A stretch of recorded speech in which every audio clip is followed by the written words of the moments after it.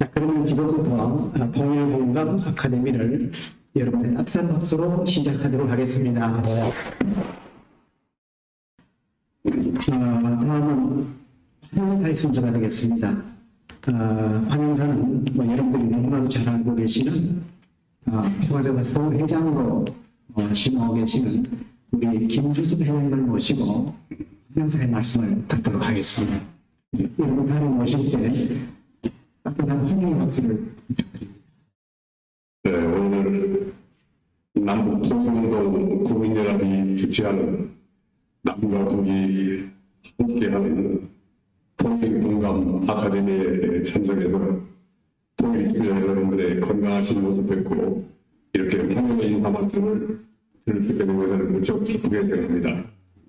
먼저 평화통일을 위해서 또 평화통일 세계를 위해서 평소에 많은 노력을 애쓰고 계시는 우리 통일부대 여러분들의 노고에 감사의 말씀을 드립니다.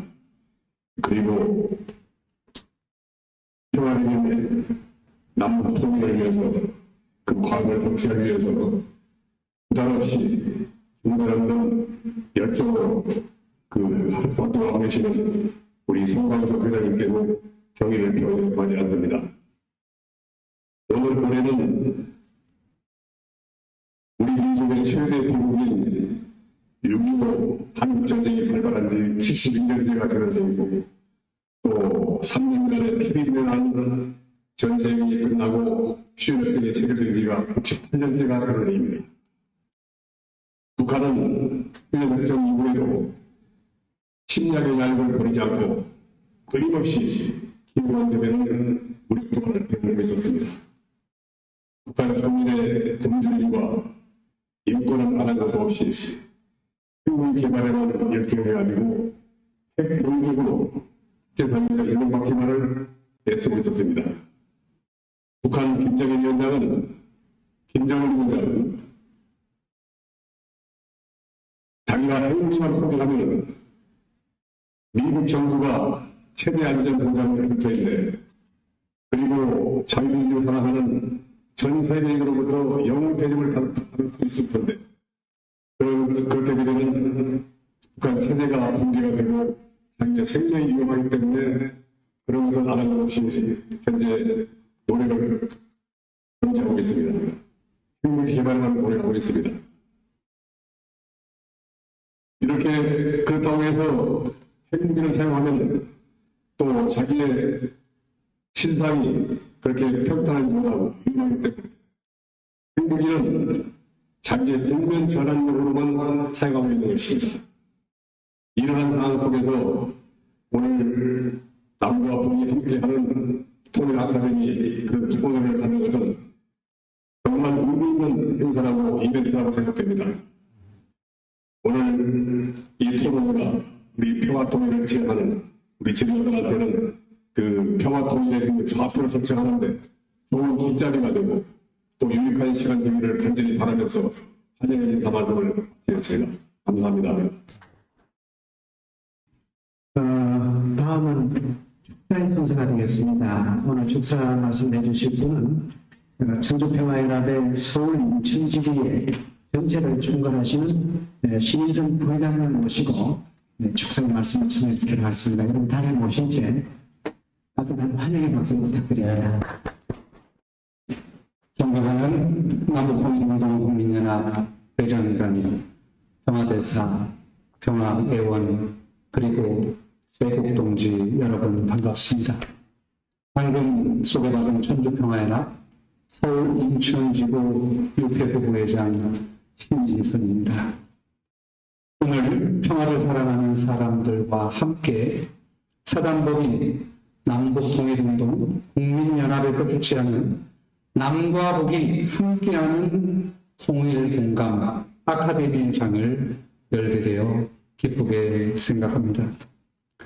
남북통일운동 국민연합은 문선명 한학자 총재님께서 1987년에 창설하신 이래 남북통일을 이루기 위한 범국민 운동을 선도해온 애국단체입니다. 매년 크고 작은 포럼과 컨퍼런스, 그리고 전국에서 전개되고 있는 통일 세미나는 온 국민의 마음을 평화와 통일을 영원한 모습으로 만들게 되어졌습니다. 또한 한반도 통일과 DMZ 세계평화공원 실현을 위한 실천운동으로 전개하고 있는 피스로드는 2014년 출발한 이래 전 세계 120개국이 동참하는 평화운동이 되었습니다. 존경하는 애국 동지 여러분, 오늘 우리가 직면한 한반도의 모습은 어떤 모습입니까?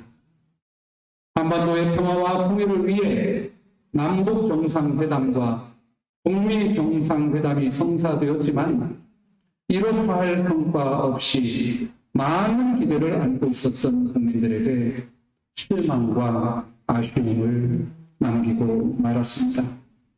또한 북한은 남북 연락소를 일방적으로 폭파하였으며 잇따른 남북 통신 연락선 복원의 문제를 언급하고 있는 것은 도무지 종잡을 수 없는 한반도 정세의 불안정성을 더욱 확인하게 되는 것입니다. 북한은 9월에만 신형 장거리 미사일, 열차 발사 탄도 미사일, 극소음 미사일 화성 8형, 신형 지대공 미사일을 잇따라 시험 발사하면서 영변 핵시설 재가동 징후까지 드러내고 있는데 우리 정부는 구체적인 대안을 마련하지 못한 채 종전선언에만 매달리고 있는 모습입니다. 이런 범위에 대해 송강석 회장님을 중심한 남북통일운동 국민연합에서 주최한 남과 북이 함께하는 통일 공감 아카데미는 대단히 의미 있고 시적절한 시간이라고 생각을 합니다. 그동안 남북통일을 위해 연구하셨던 조형복 박사님과 세턴민신 준영아 교장 선생님을 모시고 진행되어지는 이 자리가 통일을 앞당기고 평화의 세계를 만들어가는 값진 장이 되어지기를 바라며 축사에 발언합니다. 대단히 감사합니다. 예, 감사합니다. 바쁘신 중에도 우리 김주석 회장님 그리고 신인석 회장님 귀한 말씀 정말 감사드립니다. 그럼 바로 이어서 우리 그동안 활동했던 내용의 한 일부분입니다만 그 영상 하나하고 또 축하 영상이 준비되어 있는데 이어서 두 편을 감상하시겠습니다.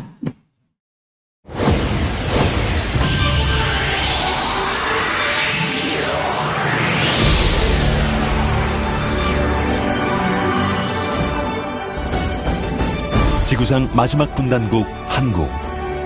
남과 북이 차갑게 대치하고 있는 DMZ. 그곳에서 평화와 통일을 향한 꿈의 레이스가 펼쳐졌습니다. 가로막힌 철망을 허물고 막힘없이 달리는 그날을 염원했습니다. 마침내 온 세계가 나선 새로운 평화의 여정. 세계인들의 꿈처럼 이제 평화의 봄이 한반도에서 시작돼 전 세계로 퍼져나가고 있습니다.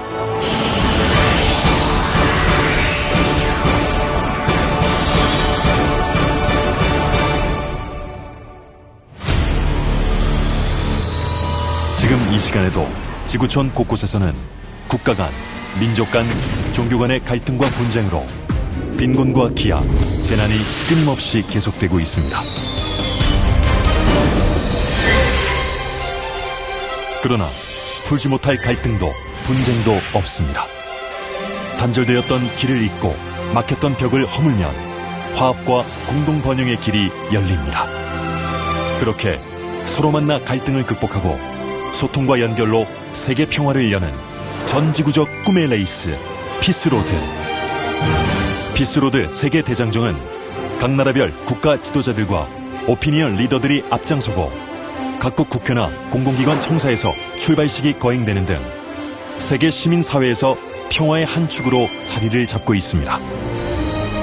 각 나라 주요 도시별로 피스로드의 날이 정해지고 사람과 사람, 마음과 마음이 모여 페달을 밟으며 평화의 메시지를 전했습니다. 130개국, 서로 다른 언어와 피부색, 서로 다른 문화와 종교를 가진 사람들이 피스로드로 종주를 거듭하며 모두 하나가 되었습니다.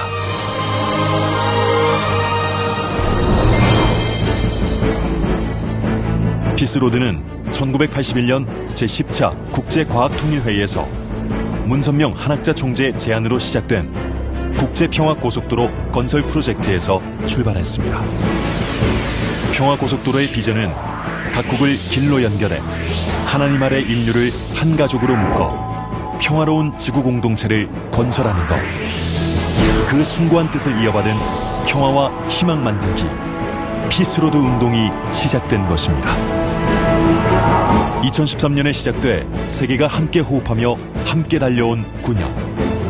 수많은 세계 시민이 참가하는 평화 행진은 해를 거듭하면서 그 규모가 날로 커지고 있습니다. 전 세계 시민들의 가슴을 달구며 전지구적 평화 축제로 승화돼 새 희망의 홀씨를 퍼뜨려가고 있습니다.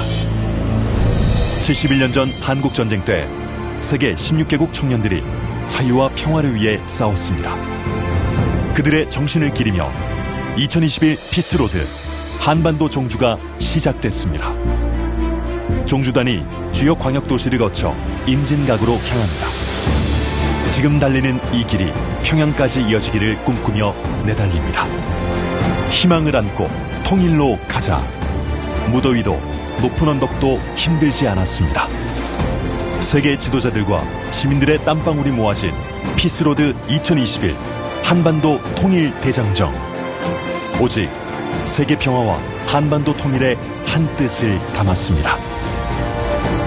힘껏 페달을 밟는 만큼 목표에 더 가까이 다가갈 것입니다.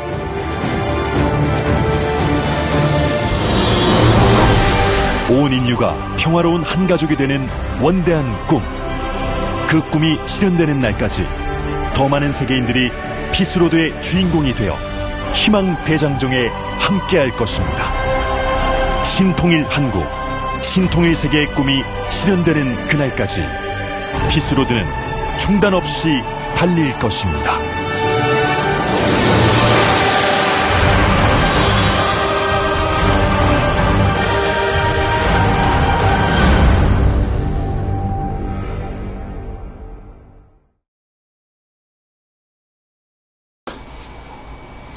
안녕하십니까. 남북통일운동 국민연합 중앙회장 송광석입니다.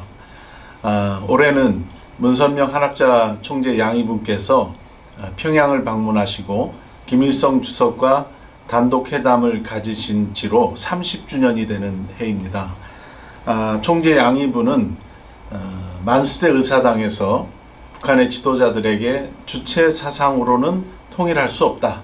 아주 이런 강한 메시지를 주시고 또 김일성 주석을 만나서도 핵무기를 만들지 말라는 말씀과 함께 국제적인 핵사찰을 받으라고 권고하셨습니다. 쉽지 않은 그러한 행보셨습니다. 그럼에도 불구하고 문선명 총재 한학자 총재님께서는 한반도가 전쟁이 아닌 방법으로 통일로 가야 되기 때문에 평화 자동차, 또 금강산 관광, 또 보통강 호텔과 같은 경제협력 사업을 또 전개하시고 그 외에도 남북한 대학생들의 만남, 리트렌제스의 평양 공연, 또 평양의 학생 소년예술단의 서울 공연, 이 외에도 많은 남북 교류를 촉진하셨습니다. 특별히 이렇게 수고하셨던 총재 양이분의 그러한 업적을 저희들이 다시 한번 기억하고자 올해 2021년도 통일공감 아카데미를 전국 16개 시도에서 개최하게 됩니다. 이번 기회를 통해서 총재 양이분의 통일운동의 정신을 우리가 기억하고 또 남북 통일을 촉진하는 그러한 동력이 되기를 바라면서 이번 행사를 잘 준비해 주시고 함께 해 주시기를 부탁드리겠습니다. 감사합니다. 안녕하십니까. 전 국회의원 조명철입니다. 맑고 청량한 하늘과 풍성한 수확을 거둬들이는 계절에 국민이 올바른 통일 의식 제고와 통일 공감대를 위해 남과 북이 함께하는 통일 공감 아카데미가 열리게 된 것을 매우 기쁘게 생각하면서 진심으로 축하를 드립니다. 남과 북이 분단된 지 긴 세월이 흘렀지만 분단의 아픔은 잊혀지지 않은 기억으로 여전히 우리 곁에서 지속되고 있습니다. 따라서 한반도 통일은 우리 역사적 사명이며 통일에 대한 관심과 올바른 이해를 위한 우리의 노력은 계속되어야 합니다. 이런 의미에서 국민적 통일 공감대 형성과 통일 분위기를 조성하기 위해 참여한 여러분들이 참으로 든든하고 자랑스럽습니다. 앞으로도 통일 선봉대로서 우리 민족이 어려움들을 슬기롭게 헤쳐나가고 평화 통일을 이루는데 앞장서 주시리라고 굳게 믿습니다. 다시 한번 이번 행사를 축하드리면서 여러분 모두의 건강과 행운을 기원합니다. 감사합니다. 감사합니다. 오늘 이렇게 신방석 중앙회 회장님과 정동철 정보원님이 이렇게 또 축사를 해주시고 해서 오늘 통일공감 아카데미가 벌써 열기가 지금 솟아오르는 것 같습니다. 네. 그리고 오늘의 하이라이트는 이제 주제의 시간입니다. 첫 번째 강연을 해주실 분은요, 한국외국어대학에서 철학학과를 졸업하시고 동대학원에서 석박사학위를 취득했습니다. 그리고 한국미래교양대학 교수시며 세계고 편집국 통합관리팀장이시며 그리고 현재 신급학과 2022 정책연구원에서 사무총장을 시행하고 계시는데 조박사는 바쁘십니다. 제가 정말 지금 매달렸습니다.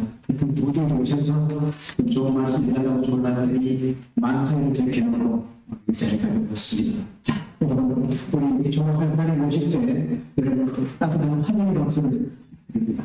제가 오늘 여러분들하고 같이 좀 고민을 해볼 주제를 이렇게 좀 정해봤습니다. 신통일한국 비전과 도전 이렇게 했습니다. 요즘 이런 용어를 많이 씁니다. 신통일한국, 신통일세계. 많은 사람들이 묻습니다. 왜 하필 신통일한국이냐고. 그 신자가 저 신자 맞냐고. 보통은 새로운 신자로 이해하는데 귀신 신자를 써놓으니까 이제 의문이 많죠. 신통일한국, 그 비전과 도전 이런 주제로 제가 좀 말씀을 나눠볼 거고요. 그래서 신통일한국을 내걸리면서 어떤 비전을 제시할 수 있고 또 이 신통일한국 운동이 저희는 활생으로서의 신통일한국 운동을 말하고자 합니다. 활생, 그러니까 생명을 살리는, 그러니까 코로나로 전 국민이 자영업자나 소상공인이 힘들어하는 어디에서도 희망을 찾을 수 없는 이러한 시국에 국민을 살리고 나라를 살리는 활생으로서의 신통일한국 운동을 우리가 하고 있다. 이런 내용들을 여러분들하고 좀 나눠볼까 합니다. 제가 강연문을 좀 준비해온 게 있어서요. 차분하게 읽으면서 말씀을 드리도록 하겠습니다. 존경하는 통일 지도자, 국민연합 회원 여러분 안녕하십니까? 여러분은 요즘 어떻게 지내고 계십니까? 코로나19 사태로 우리의 일상 전체가 바뀌어야만 하고 그에 따른 불편함이나 어려움도 함께 극복해내야 하는 시절인 것 같습니다. 좀 더 구체적으로 우리의 일상 소식들을 이야기해 보겠습니다. 오늘도 우리는 뉴스를 통해 듣고 있습니다. 그래서 화면에 보고 계시죠? 미중 간의 패권 전쟁, 북핵 위기, 지구온난화에 따른 기후위기, 각종 성범죄, 고령화 저출생, 청년 실업, 아동학대, 이런 것들이 우리가 보는 뉴스의 대부분의 시간에 사건, 사고로 나오고 있습니다. 이러한 것들을 가만히 살펴보면 우리 주위의 이웃이나 사회, 자연환경 등 어느 한 분야 편안한 곳이 없습니다. 외적으로는 화려한 디지털 문명과 4차 산업혁명을 이야기하지만 그 이면에 도사린 부정적 문명의 병들이 우리 현실을 우울하게 만들고 있습니다. 모든 관계는 단절되고 효율과 이용의 가치로만 상대를 바라보는 가치관이 팽배해졌습니다. 이제 우리는 우리 자신과 우리 가정, 그리고 지역사회, 나아가 신통일 한국과 신통일 세계를 위해 근본적인 물음을 다시 던져야 하는 오늘을 살고 있습니다. 우리가 사는 오늘에 대해서 곰곰이 생각해 보면 이 위기는 한국만의 위기가 아니라 전 세계 전체의 문제이며 그 밑바탕에는 어떤 힘을 가진 사람이 힘이 없는 약자를 괴롭히는, 예를 들어서 남성이 여성을 괴롭히는, 어른이 아동을 학대하는, 인간이 자연을 학대해서 기후 환경 문제가 생기는 이런 어떤 인간 중심, 권력 중심, 좀 더 생활적인 관점에서 보면 남성 중심의 폭력이 도사리고 있습니다. 인류의 역사를 돌이켜보면 역사는 오랫동안 인간 중심, 특히 남성 주도하에서 이어져 내려왔습니다. 대부분의 남성들은 인간의 문화를 자신들에게 유리한 권력의 형태로 변형시키면서 여성을 소외시키고 역사를 이끌어왔습니다. 남성은 역사의 주인이 되고 여성은 대체로 피동적으로 움직여 왔습니다. 남성 중심 사회는 기본적으로 권력 사회였고 그 바탕에는 최종적 힘겨루기가 뭐겠습니까? 전쟁입니다. 그래서 인류 역사는 전쟁의 역사다라는 말도 있지 않습니까? 이것이 바로 남성 중심의 권력 전쟁 패러다임의 역사였던 것입니다. 그러나 이제 지구촌 시대, 다원화 시대를 맞이한 인류는 더 이상 권력 전쟁 패러다임으로 문명을 지속할 수 없는 종착점에 와 있습니다. 78억 인류의 공생과 공영을 위해서 이제 인류는 모든 면에서 그동안의 남성 중심의 대서양 문명권, 서양 중심의 남성 권력의 패러다임이 아니라 사랑과 평화의 패러다임으로 전환하지 않으면 안 되는 상황에 처하게 되었습니다. 여러분, 오늘날 우리 시대를 가만히 한번 생각해 보십시오. 오늘날 우리가 살고 있는 지금 이 순간 전 세계에서 벌어지고 있는 일들을 가만히 생각해 보십시오. 우리가 몸담고 있는 이 현대 문명은 분명히 새로운 시대 정신과 문명 담론을 요구하고 있습니다. 새로운 하나님 읽기, 신도, 예전 기독교에서 말하는 그런 절대 권력의 신, 이런 개념으로 뭔가 지구촌 평화가 되지 않는다라는 새로운 하나님 읽기를 해야 된다는 그런 각성이 일어나고 있습니다. 인간 담론도 마찬가지입니다. 기후 변화도 마찬가지고 이런 문제들에 대해서 우리는 절실하게 응대를 해야 합니다. 응답하는 삶이 책임지는 삶이며 주인의 자세라고 생각합니다. 신통일 한국, 신통일 세계의 주인이 되고자 하는 우리는 우리 시대의 급소를 파악한 비전을 제시해야 할 것입니다. 그런데 그 비전의 제시에는 제가 생각하기에 한때에는 우리나라 대한민국 국민들을 이끌어 당기는 비전이 산업화였습니다. 산업화, 잘 살아보세, 새마을운동으로 우리 국민들에게 비전을 제시하고 나라를 이끌어 왔던 때가 있습니다. 그 이후에는 민주화가 우리 시대의 비전이었던 때도 있었죠. 산업화와 민주화 세력으로 나뉘어서 지금 우리나라 전개도 이렇게 이런 양상으로 지금 흘러오고 있는 겁니다. 산업화 민주화 이후에 나아가야 할 대한민국의 비전, 우리 한반도 전체가 새로워지고 국민이 희망을 찾고 청년들이 일자리를 찾고 국가의 GDP가 올라가고 국가 품격이 올라갈 수 있는 위대한 상상력과 위대한 실천을 해야 할 비전이 뭘까요? 저는 그게 통일이라고 생각합니다. 통일밖에 지금 이 한반도를 완전히 새롭게 할 수 있는 아젠다가 없습니다. 그러나 그 통일의 문제가 간단치 않습니다. 우리만의 문제로도 해결이 안 되고 강대국들의 이해관계도 우리가 조율을 할 수 있는 그런 문화 능력, 국제사회에서의 힘을 발휘할 수 있는 통치적인 능력을 키우지 않고는 강대국들에게 우리의 신세를 맡겨놔서는 통일은 하세월입니다. 자, 이러한 중차대하고 우리 다음 세대, 우리 청년 세대들이 살아갈 우리 국가의 비전인 통일의 문제, 이 신통일 한국을 만들어 가야 되는데, 이루어 가야 되는데, 제가 지금 강조하고 싶은 것은 신통일 한국, 신통일 세계를 만드는 모든 우리의 생각과 실천, 그리고 정책의 밑바탕에는 제가 보기에는 어떤 새로운 여성성, 모성성의 발견, 다시 말해서 평화의 어머니로서의 삶의 철학, 혹은 사회 정책이 아니고서는 인간을 포함한 생태계 전체가 공멸할 수도 있다는 심각한 분위기를 우리는 감지해야만 할 것입니다. 기존에 해왔던 남성 중심의 폭력 중심의 전쟁으로 상대를 굴복시키려고 하는 이런 마인드로는 78억 인류의 공생, 공영, 공의가 어렵단 말입니다.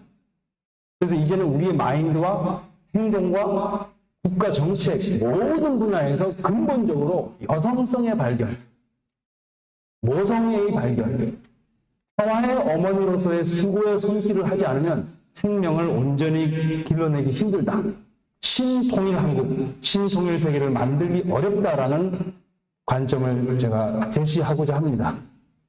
평화의 어머니적 철학과 봉사의 손길이 아니고서는 우리 모두의 안녕과 평화를 위한 세상을 만들기 힘든 세상이 아닌가.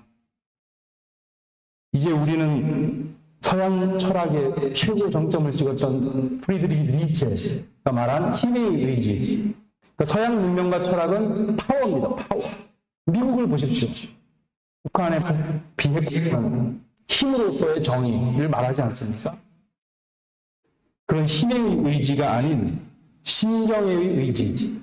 문선명 한학자 총재님께서 강조하시는 신정과 효정의 개념, 신정의 의지, 서양 철학에서 말하는 동일성의 철학, 동일성의 폭력이 아닌 천주인의 철학, 통일사상에 제시하는 신정의 하나님과 신정적 존재로서의 인간에 주목해야 할 때를 맞이하고 있다고 봅니다.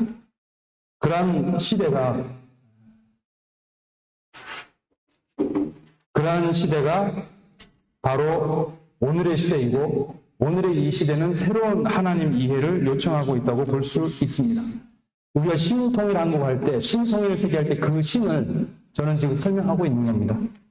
그리고 그러한 새로운 신의 의미, 현대인들이, 현대 문명이 몸살을 앓고 있는 이 문제를 해결할 수 있는 새로운 신 이해, 하나님 이해에 대한 요청에 대한 문선명 한학자 총재님의 응답이 바로 가디즘, 하나님주의라고 신통일 한국 담론이라고 보여집니다.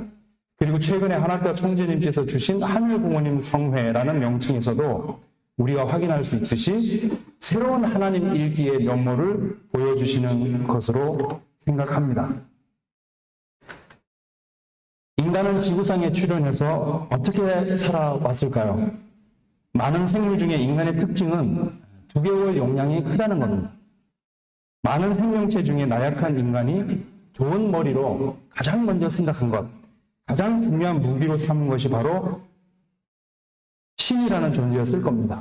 신의 존재를 느끼고 깨닫고 상상하는 인간은 신에게 빌고 신이 준 이성과 지혜를 활용하면서 신과 더불어 사는 축제적 삶을 영위해 왔습니다. 그것이 오늘날 종교적 인간, 과학적 인간, 예술적 인간의 출발이었습니다. 결국 역사를 돌이켜보면 인간의 삶은 시대와 장소에 따라 차이가 나지만 공통적인 것은 신과 더불어 살아왔다는 것입니다. 신은 때로는 인간의 정신과 하나가 되기도 하고 때로는 신체와 더불어 하나가 되어서 즐거운 놀이를, 축제를 구가하게 함으로써 인간의 고된 삶을 위로해 주기도 했습니다. 이렇듯 인간은 신을 모시고 살았지만 완전히 이성적으로 규정할 수 있었던 것은 아닙니다. 신은 인간의 인식으로 완전히 규정할 수도 없고 규정해서도 안 됩니다. 신을 규정하면 당장 모순에 빠지기 때문입니다. 신은 존재이면서 존재의 가능성이고 모든 가능성의 바탕에 존재해야 하는 존재 자체입니다. 우리는 이러한 신의 특성을 초월적이고 내재적이라고 말합니다. 초월과 내재를 동시에 갖고 있다는 사실은 신에게 천지인의 특성이 함께 동시에 있음을 의미하는 것에 다름 아닙니다. 그 초월과 내재의 사이에서 인간의 영성이 활동하고 있고 그러한 인간의 특성을 영적 인간 이렇게 말하고 있습니다. 영적인 인간의 속성을 기독교에서는 성령이라고 부르고 불교에서는 도신이라고 부릅니다. 이것을 두고 성령의 하나님, 도신의 부처님이라고 말할 수 있습니다. 그런데 남북통일운동 국민연합을 창설하신 문선명 한학자 총재님께서 말하는 신정의 하나님은 바로 인간의 몸에서 영적으로 활동하고 살아있는 하나님, 눈에 보이지는 않지만 몸으로 느낄 수 있는 하나님을 말합니다. 제가 보기에 가디즘의 하나님은 리의 하나님이면서 동시에 기의 하나님, 그러니까 성리학적 철학, 성리학의 눈으로 보면 리의 하나님이면서 기의 하나님. 그래서 리의 하나님은 이치의 하나님, 원리의 하나님, 아버지 하나님의 속성을 드러냅니다. 이에 비해서 기의 하나님은 기운생동의 하나님, 신정의 하나님, 어머니 하나님의 속성을 보이게 됩니다. 그래서 리와 기의 두 속성을 아우르고 있는 이치와 기운생동을 동시에 지닌 하나님이야말로 진정한 하나님일 것입니다. 그런데 오늘날 살아가는 우리들의 모습을 가만히 한번 보십시오. 기계 문명 속에 사는 현대인은 바로 무엇을 잃어버렸습니까? 신정을 잃어버렸다고 저는 봅니다. 그래서 신정의 하나님이 오늘날 출현한 것으로 보입니다. 가디즘의 하나님은 창조의 하나님이면서 동시에 존재 그 자체의 하나님입니다. 우리 한국 조상들의 존재 이해의 밑바탕에는 항상 하늘과 땅과 사람, 천지인이 함께 있었습니다. 그래서 우리 한국인들은 어떻게 살아왔습니까? 하늘에 물어보고 땅에 견주어 보고 사람의 처지를 역지사지하면서 살아왔던 것입니다. 이것을 우리는 천지인 사상, 천부경에 나오는 천지인 사상이라고 말해왔습니다. 그렇습니다. 한국인은 알고 모르게 우리의 삶의 세계를 천지인 사상에 의해서 해석해 왔습니다. 우리의 일상생활 구석구석을 보면요, 천지인의 논리가 다 묻어 있습니다.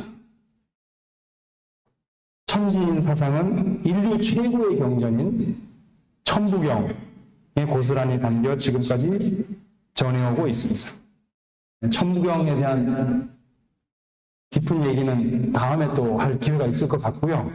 이 천부경은 상징적으로 해석을 하지 않으면 안 됩니다. 천부경의 상징과 상수학은 아무에게나 그 실체를 드러내지 않습니다. 오직 깨달은 자만이 천부경을 해석할 수 있는 권한이 있는 셈입니다. 천부경적 관점에서 오늘날 지구촌 종교들을 보면 천에 해당하는 것이 기독교, 지에 해당하는 것이 불교, 인에 해당하는 것이 유교라고 볼 수 있겠습니다. 천지인의 사상에는 자연에 대한 존중 사상이 깔려 있습니다. 그런 점에서 시대마다 다르게 해석되고 강조점이 달라질 수밖에 없습니다.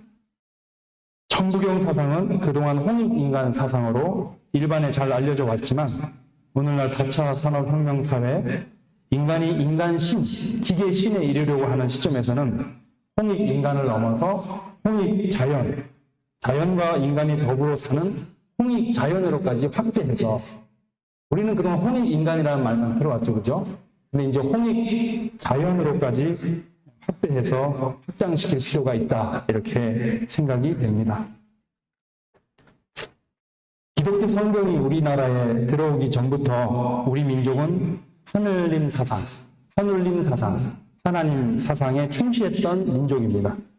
기독교의 전례와 함께 기독교와 천부경의 만남은 그야말로 가디즘, 하나님주의를 폭발적으로 성장시켰으며 오늘날에도 세계적으로 둘째가라면 서러울 정도로 수많은 기독교 인구를 가지고 있습니다.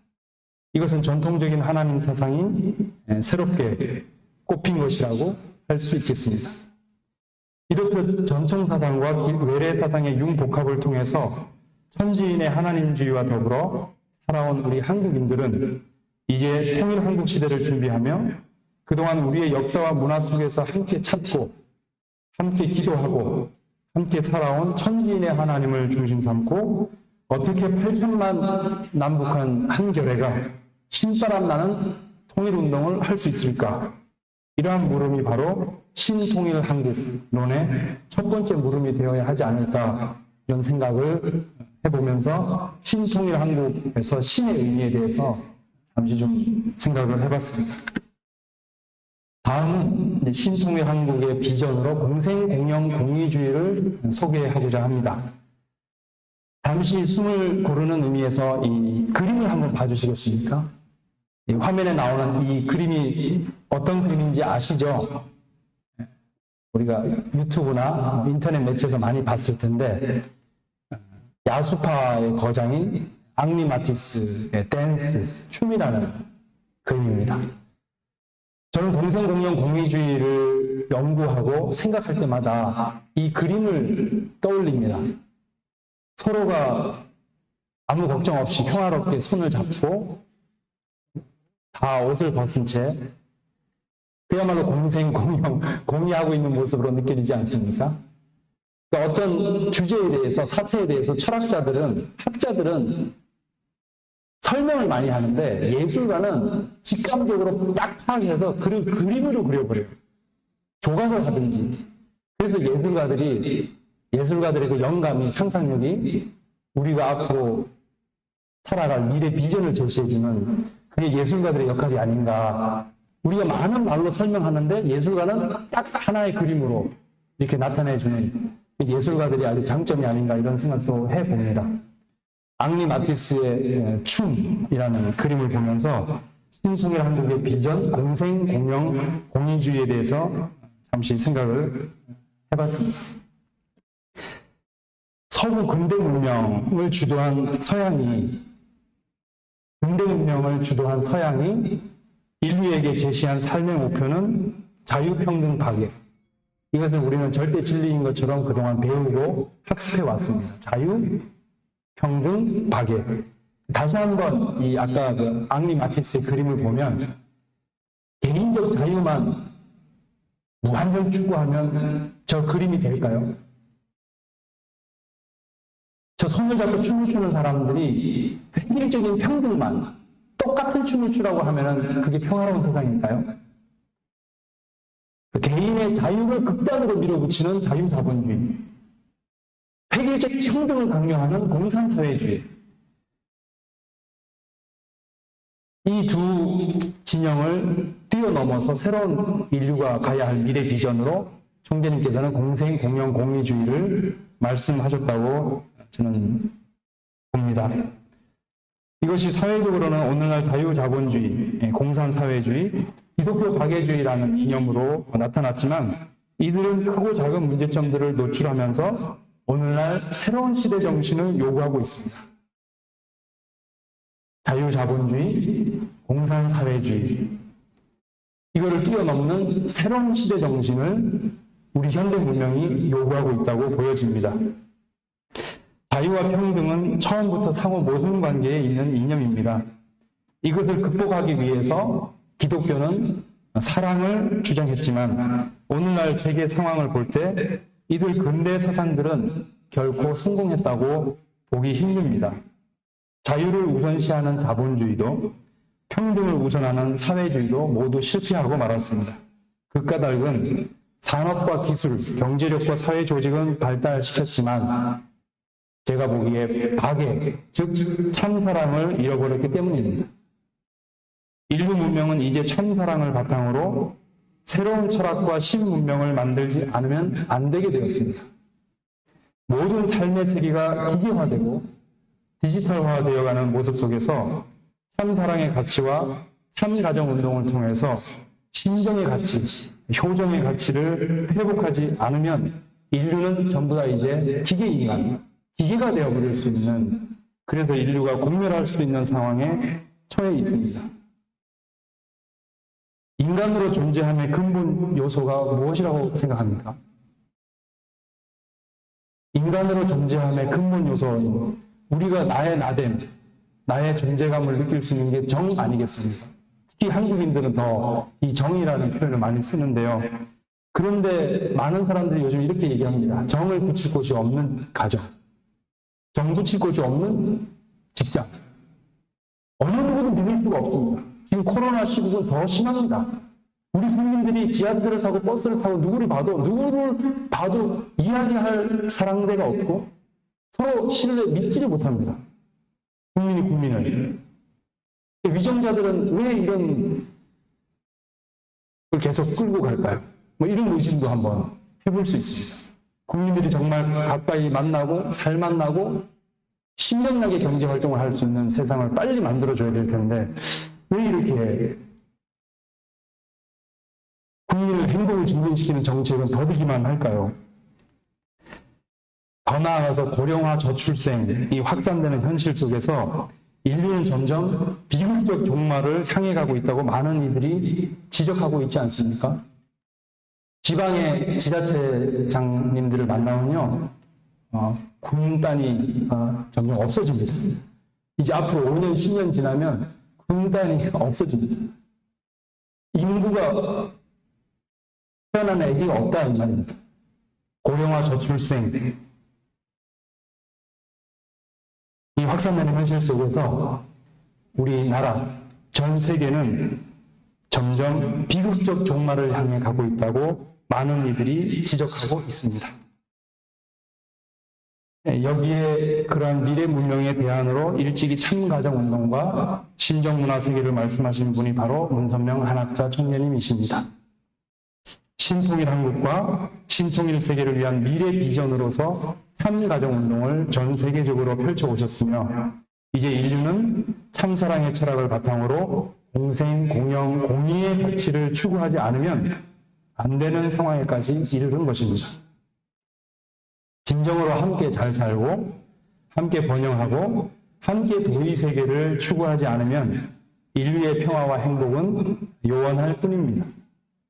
이를 위해서는 자유주의와 사회주의의 절묘한 조화와 융합을 필요로 합니다. 이 같은 문명적 요청, 역사적 요청에 따라서 나온 담론이 바로 공생, 공영, 공의주의라고 저는 생각합니다. 일찍이 인류가 가야 할 길, 공생, 공영, 공의세계의 미래 비전을 제시하시고 실천해 오신 총재님 양해분께서 이제 결실기를 맞아서 특히 신통일 한국 시대를 여시고 안착시키기 위해 전 세계 지도자들을 각성시키고 협력하도록 만드신 지식인 연대체가 바로 싱크탱크 2022입니다. 저는 이것이 바로 오늘날의 시대 정신이요 대한민국의 국가 비전이라고 생각합니다.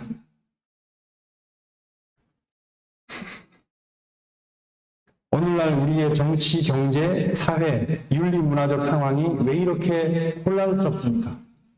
그것은 길을 잃었기 때문입니다. 산업화 민주화 이후에 국가의 목표를 정하지 못한 채 소위 산업화 세력, 민주화 세력이라는 진영에 갇힌 채 국가 미래 비전을 만들어내지 못하기 때문이라고 봅니다. 이 대북관에 있어서도 국제 질서의 냉엄한 현실을 직시하지 못하는 가운데 우리 민족끼리라고 하는 그런 감성적 접근이 아니라 강대국들을 설득하고 국민을 통합시킬 수 있는 새 국가 비전과 국민통합운동 프로젝트를 제안하고 추진시키는 등의 미래를 말하지 못하기 때문이 아니겠습니까? 매일 진영의 논리에 갇힌 채 맹목적 충성 정치인들만 양산하는 한국의 정치 풍토는 그래서 세계 질서 가운데 대한민국의 미래 전략으로서의 국가 비전을 제시하는 정치 철학을 만들어내지 못하고 있다고 봅니다. 이러한 우리의 정치, 경제, 사회 현실에 대한 반성과 새로움을 갈구하면서 이제 우리는 신통일 한국 시대를 준비하면서 새로운 시대의 정신과 국가 철학으로서 공생, 공영, 공의주의라는 이념과 비전을 학문적으로 체계화하고 정책화해 나가야 하는 과제가 우리들에게 있고 또 싱크탱크 2022 정책연구원에서 근무하고 있는 저는 요즘 이런 주제로 많이 매일 고민을 하고 있습니다. 우리가 살고 있는 2021년입니다. 그런데 이미 30여 년 전에 남북통일운동 국민연합을 창설하신 총재님 양이분께서는 이러한 시대를 미리 대비해야 된다고 미리 예언자적 상상력을 발휘하셔서 그때 남북통일운동 국민연합을 창설하시면서 주신 기조연설문을 잠시 검토해 보도록 하겠습니다. 남한을 혼란시키기 위한 모든 선전과 책종, 남한의 정치적 혼란을 기회로 서울올림픽 개최를 저지하기 위하여 한반도의 불안과 긴장을 고조시킨과 아울러 마지막으로 혼신의 사력을 다하여 군사적 모험을 택할 가능성도 적지 않기에 향후 12년이 결정적 시기임을 단언하는 바입니다. 이 중차대한 시기에 우리가 남북통일운동 무슨 연합이요? 국민연합. 제가 알기로는 국민이라는 단어가 중요하다고 하셨습니다. 국민이 주체가 되는, 주인이 되는 통일운동을 해야 한다. 이 정치의 논리, 권력의 논리에 맡길 수가 없다. 남북통일운동 국민연합을 결성하게 되었다는 것은 실로 역사적인 일이 아닐 수 없습니다. 우리 남북통일운동 국민연합은 이 시점에서 무엇을 해야 하겠습니까? 세 가지로 요약해 주셨습니다. 첫째, 우리는 민족의 화해와 일치를 향한 참다운 가치관을 정립하여 그 가치관을 중심하고 사상무장을 해야 됩니다. 하나님주의는 제가 앞서 말씀드린 천지인의 가디즘을 말씀하시는 겁니다. 하나님주의는 북한 동포를 해방할 뿐만 아니라 전 세계의 공산주의를 해방하고도 남을 것입니다. 둘째, 우리는 통일의 열망을 가져야 하겠습니다. 지금 특히 청년 세대들로 갈수록 통일에 관심이 없고 통일에 관련된 국민의식 조사를 하면요 별로 관심이 없어요. 어떻게 우리 국민들이 새로운 희망을 찾고 국가의 비전을 제시하고 한반도를 완전히 새롭게 할 수 있는 국가 비전으로서 통일을 향한 열정을 불태울 수 있는 이런 운동을 할 수 있을까? 셋째, 국제적으로 조국 통일의 기운을 조성하는 것입니다. 이 빨간색은 제가 강조한 건데요. 국내적으로가 아닙니다. 우리 민족끼리만이 아니고요. 국제적으로 조국 통일의 기운을 조성하는 것입니다. 미국을 중심한 세계 정세, 일본과 중국을 중심으로 한 한반도 주변 정세를 통해 통일의 기운을 북돋우는 방향으로, 적극적인 방향으로 이끌어야 합니다. 러시아까지도 동원하여 세계대 북한을 개방하게 만들고, 저 개방도 빨간색으로 제가 강조한 겁니다. 개혁 개방으로 끌어내야 되고, 궁극에 가서 북한이 폐쇄된 현 체제로 존립할 수 없다는 것을 자각하게 만들어야 합니다. 저들로 하여금 국제적 압력과 운세에 못 이겨 탈공산주의를 선언케 하고 민족 대론 단결의 차원에서 생각하지 아니할 수 없는 운세를 몰고 와야 되는 것입니다. 허구의 기반 위에 선 김일성 체제는 일면 아주 강한 것 같으면서도 일단 붕괴되기 시작하면 절벽에서 떨어지는 물체와 같은 것입니다. 라고 하는 평화통일의 비전을 30여 년 훨씬 전에 남북통일운동 국민연합을 창설하시면서 우리의 통일운동이 어느 방향으로 가야 되는지에 대해서 말씀을 해 주셨습니다. 그러한 평화통일에 대한 철학, 신통일 한국을 향한 열정, 또 당신께서 직접 국제적으로 몸소 뛰시면서 만든 세계적인 실적을 가지고 고르바초프 전 대통령을 만났던 거 아니겠습니까? 그냥 만난 게 아니죠. 그러한 철학과 그러한 실적을 가지고 김일성 주석을 만난 것이겠죠. 그래야 저들을 설득시킬 수 있으니까 말입니다. 위대한 역사, 위대한 기록이 아닐 수 없습니다. 이 사진들을 보면 총리님께서 얼마나 피와 땀과 눈물을 쏟아부으면서 살아오셨는가를 상상할 수 있어서, 짐작할 수 있어서 가슴이, 마음이 숙연해지기도 합니다. 아까 환영 인사에서 송광석 회장님께서 말씀하셨듯이 올해는 윤석열 한학자 총재님께서 김일성 주석을 만나 평화회담을 한 지 30주년이라고 하셨습니다. 그래서 우리는 30주년을 기념해서 많은 행사도 하고 세미나도 합니다. 근데 저는 좀 이러한 발칙한 생각을 한번 해봅니다. 총재님은 저렇게 하셨는데 나는 그럼 뭐 할 것인가? 30년이 지난 나는 그러면 내가 사는 이 자리에서 무엇을 할 것인가? 그런 얘기를 하다가요, 세계일보의 어떤 논설위원과 얘기를 하다가 그분이 얘기한 내용을 글로 정리해서 칼럼으로 쓰신 적이 있습니다. 이런 얘기입니다. 지금을 살고 있는 여러분과 제가 만약 김정은 위원장을 만난다면 김정은은 고르바초프를 배워야 한다 라고 저런 배짱과 포부를 가지고 그러한 실적을 가지고 김정은 위원장을 설득시킬 수 있는 문선명 한학자 총재님께서 김일성 주석을 설득시켰지 않습니까? 그냥 말로만 국회 사탕으로는 안 된다. 개혁 개방으로 가라. 핵무기 만들면 안 된다. 말로만 되겠습니까? 세계적인 실적을 가지고 압박을 한 것이겠죠. 우리도 오늘을 살고 있는 그런 우리는 김정은 위원장을 만난다면 또 북한의 지도자들을 만난다면 고르바초프를 배우십시오. 그래서 고르바초프가 소비에트 연방을 포기하기는 지금 김정은 위원장께서 핵 포기보다 더 어려웠을 것입니다. 그러나 그 일을 해냈듯이 당신도 고르바초프의 정신을 이어받아서 북한을 개혁 개방 체제로 가게 하면 당신은 우리 민족 8천만 한민족 역사에 있어서 위대한 지도자로 세계 앞에 나올 수 있을 것입니다. 라고 설득하고 세계적인 지도자로 세울 수 있는 그러한 일을 우리가 해야 되지 않을까 이런 생각을 해봅니다.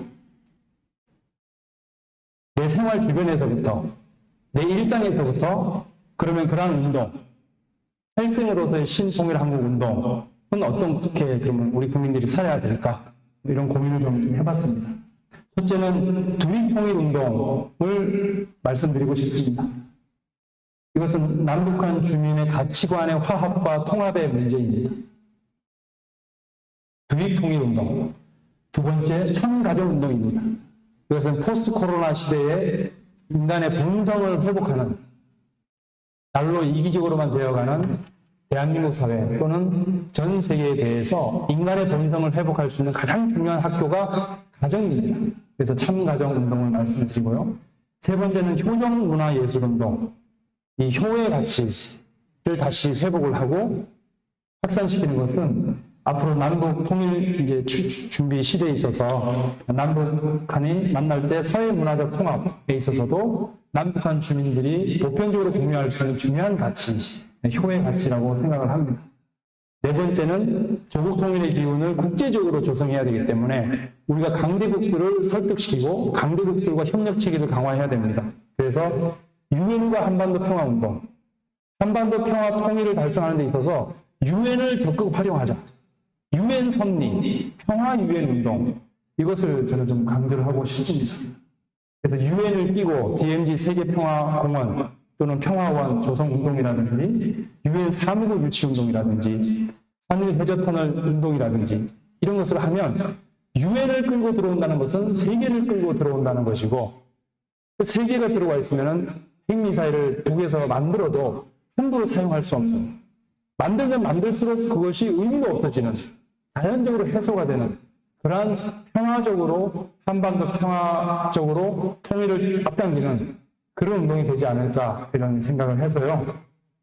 탈생으로서의 신통일한국운동, 이게 제 오늘 거의 결론입니다.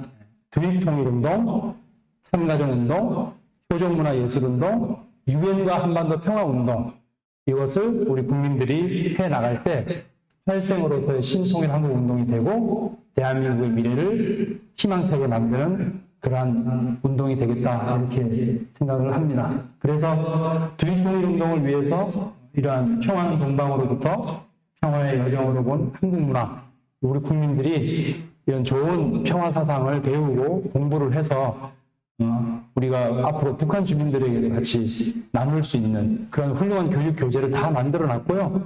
인터넷에 치면 다 나오고요. 다 인터넷에서도 구입을 할 수 있습니다. 참가정운동, 새로운 평화 시대에 나갈 희망입니다. 참가정운동은요, 단순히 남녀가 만나서 짝을 지어 결혼시키는 운동이 아니고요. 제가 이 참가정운동에 대해서 공부를 좀 해보니까요. 이것은 고령화 저출생 시대가 올 것을 미리 아시고 인류 미래의 문명의 대안으로 제시하신 운동이다. 저는 이렇게 요즘 참가적 운동에 대해서 생각을 하고 있습니다. 고정문화예술운동, 효의 가치와 신정, 정의 가치를 회복시키자는 것은 분명 우리 시대의 인간의 본성을 회복하고 밝은 사회, 건강한 사회를 만들어가는 중요한 운동이다라고 생각을 합니다. 그래서 총재님께서는 그 어려운 시절에 이러한 예술단체도 만드셔가지고 고정문화예술운동을 세계적으로, 국제적으로 제가 듣기에는 아마 지구를 7바퀴 반을 돌았다는 얘기를 들었는데 엄청난 활동을 해온 겁니다. 리틀 엔젤스와 유니버설 발레단은. 이렇게 하지 않았습니까? 네. 전 세계를 돌면서 한국의 효정 문화를, 효의 가치를 전 세계인의 심금을 울렸다고 제가 들었습니다. 특별히 여러분 그 역사의 연구로 잘 아시는 아놀드 토인비라는 박사님 아시죠? 그 아놀드 토인비 박사님을 실제 만났던 한 분을 제가 간증을 들었는데요. 아놀드 토인비 박사님께서 이 한국의 효문화, 효가치 얘기를 듣고 너무너무 감동을 받아서 눈물을 많이 흘렸다는 얘기를 들었습니다. 우리 한국 사람들이 느끼는 거하고 서양 사람이 느끼는 거하고 좀 다를 수 있습니다. 서양은 워낙 개인주의가 발달해 있기 때문에요. 부모 자식 간에도 한국의 이 효문화, 효정, 신청 이런 이야기들이 아주 그 사람들에게는 아주 다르게 다가올 수 있습니다. 효정문화 예술운동. 이런 공연에 대해서 서양에 백조의 호수가 있다면 동양에 신청이 있다. 이렇게 당당하게 칼럼을 써서 전 세계를 향해서 우리의 K-POP, K-한류 문화의 당당함을 이제 칼럼으로도 쓰고 있고요. UN, 한반도 평화를 위해서 UN을 활용하자. 제가 아까 말씀드렸죠. 그래서 UN 사무국 유치운동. 만약에 유치한다면 그 UN 사무국을 강대국 논리, 돈의 논리에 따라서만 움직이지 않는 가인 유엔이 아닌 아벨 유엔의 성격을 부여한, 그래서 유엔의 본질을 회복시키고 유엔을 다시 새롭게 하는, 그게 유엔 갱신입니다. 유엔 갱신. 그러한 문제의식을 가지고 총재님께서는 유엔 섭리를 말씀하시기도 하셨습니다. 한반도 평화와 통일 문제에 있어서 유엔을 적극적으로 활용하라.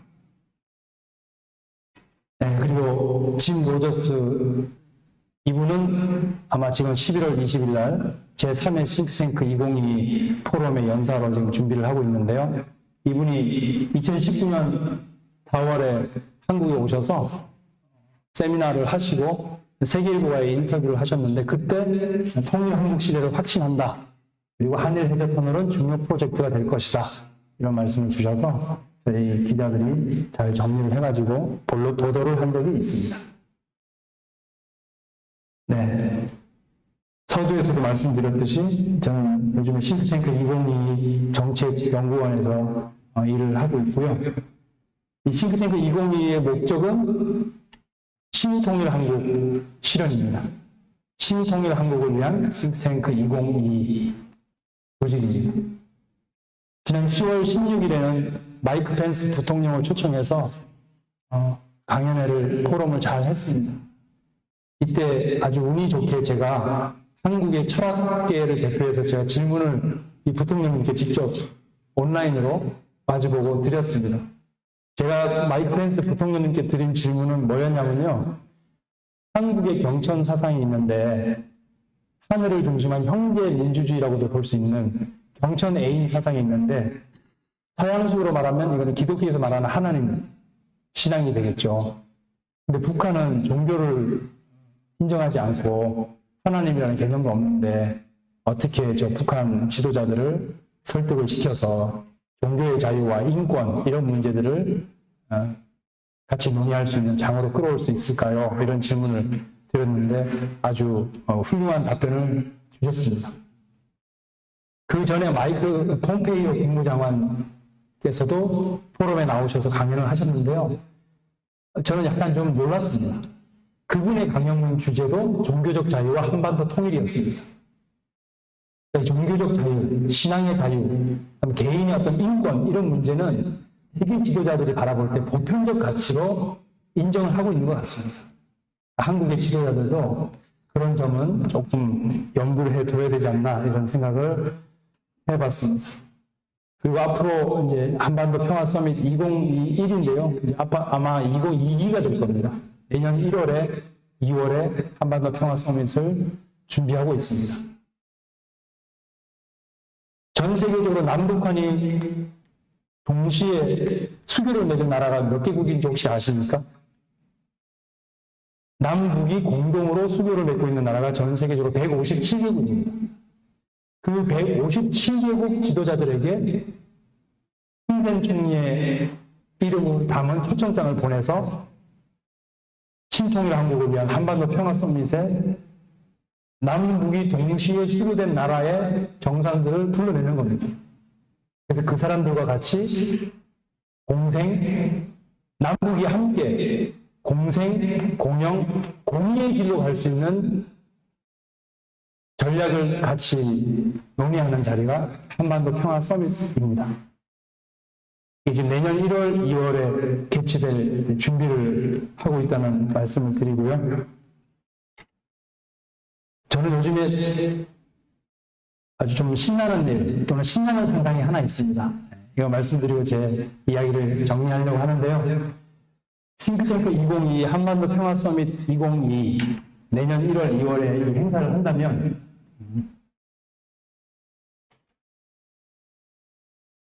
정말 큰 빅 이벤트죠, 그죠? 그래서 남한의 세계일보에도 보도가 되고 물론 다른 방송도 다 마찬가지고 북한의 노동신문에도 이 기사가 실려가지고 왜? 남북한 공동 수교된 나라의 수장들이 다 참석하기 때문에 그래서 북한의 노동신문의 일면에도 싱크탱크 2022 행사가 보도가 되고 남한에도 이 행사가 보도가 되면 일면을 장식하면 얼마나 신나고 전 세계인들에게 심금을 울릴 수 있는 위대한 일을 한 한국인이 되지 않을까 이런 생각을 신나는 상상을 하면서 요즘 살고 있습니다. 싱크탱크 2022 정치연구원은 신통일 한국 실현에 최선을 다하려고 하고요. 또 오늘 남과 북이 함께하는 통일 아카데미 주최해 주신 남북통일운동 국민연합의 취지에도 적극 동참하고 앞으로 함께할 것을 말씀드리면서 오늘 준비한 저의 이야기를 이 정도로 마치겠습니다. 감사합니다.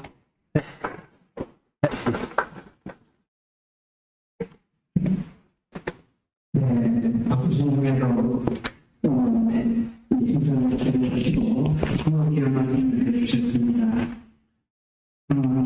조사님 말씀을 드리면서 성공이 되게 우리가 그동안 분단들 위에 12년을 돌리고 아직도 통일의 결정을 찾지 못하고 지금 요소만 문제가 많은데 그동안은 우리가 흔한 통일을 향해서 통일의 노력을 통일을 외치고 그려왔습니다. 그런데 조사님 말씀을 드리니까 제가 가슴이 와닿는 건데 통일의 외침이 시기시기를 고려가 되는 역시 실정이 있어야 되겠다. 그런 실정이 있으니까 돌아가지고 현지의 위험을 만난 그리고 세계 인류를 향해서 평화를 향했습니다. 그리고 김일성 교수가 만나는 이 모든 것들이 아무나 가서 만난다고 해서 만나질 수도 없고 그들 어떻게 설득을 하겠습니까? 아주 오늘 참 너무나 귀한 말씀을 해주셔서 너무나 감사드리는데 지금 방송 지켜보시는 우리 국민 여러분, 회원 여러분들 그리고 네티즌 여러분들 감사의 말씀 좀 보내주시면 고맙겠습니다. 다음에 이제 두 번째 강의하실 강사님을 모시고 오겠습니다. 이 강사님은 북한을 보십니다. 북한의 강도 원산에 소재한 제1세공대학교 국어국문학과를 졸업하시고 북한에서 국어국문학 교사를 역임하셨습니다. 그리고 대한민국을 찾아오신 이후에 열심히 노력을 하셔서 제가 프로필을 보니까 그냥 많은 자격증이 너무 많아서 제가 여러 가게 좀 어려운데, 예를 들면 사회복지사, 평생교육사, 아동지도사, 그리고 아동 청소년 복지 상담사 등 여러 자격증을 또 소지하고 계시고요. 그리고서 북한에서 이제 부모님을 따라 남한에 내려온 2세들, 학생들이죠. 중고등학생들. 이런 학생들이 이 남쪽의 학급 진도를 따라가기가 참 어렵다는 것을 또 그들만의 어떤 보충 교육이랄까요? 아니면 그게 되는 그 대안학교를 통해서 우리 강사님은 계속 그 보충 교육을 통해서 학급 진도를 따라갈 수 있도록 지도하는 그런 분이신데, 예를 들면 교회학교라든지 건강학교의 교장을 맡으셔서 학생들을 지도하는 아주 그런 열정을 쓰고 계시는데요. 이 외에도 많은 활동을 하고 계시는데, 이분은 굉장히 바쁘신 분입니다. 바쁜 일정을 뒤로 하시고 오늘 이 아카데미에 참석해 주셨습니다. 오늘 여러분께서 소개해드릴 분은 바로 건강학교의 학교장이신 주명화 교장 선생님이십니다.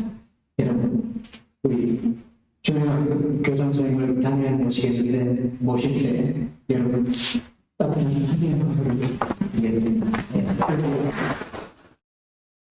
방금 소개받은 건강학교 교장 주명화입니다. 그래서 이제 소개를 해 주셨는데, 저희 학교는 이제 애들이 북한에서 탈북해온 아이들이랑 또 중국에서 출생한 탈북민 자녀 애들이 기숙을 하면서 방과 후 이제 학교를 하다 보니까 초등학교, 중학교, 고등학교를 이제 제도권 교육에서 하고, 다른 애들은 이제 그 학원을 갈 때 우리 애들은 이제 방과 후를 이제 하는데, 지금 또 지역아동센터를 설립해가지고 강사 선생님들이 오셔서 이제 뭐 기초교육은 물론이고 제일 부족한 한국어도 이제 배워주고 그렇게 하고 있습니다. 근데 전국 각지에서 오다 보니까 애들이 이제 다 8살부터 19살 된 애들이 이제 기숙을 하고 있는 겁니다.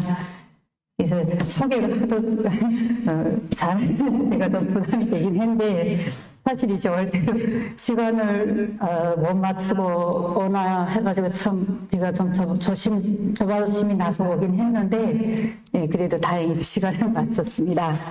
그래서 제가 이제 그 회장님으로부터 이번에 통일건강 아카데미 초청을 받았을 때 주제를 어떻게 하면 이 모든 이 프로그램에 맞고 행사에 맞을까 하고 고민을 좀 해봤어요. 근데 저는 탈북민이고 또 우리 탈북민이 여기 한 3만 5천여 명이 완고로 지금 알고 있거든요.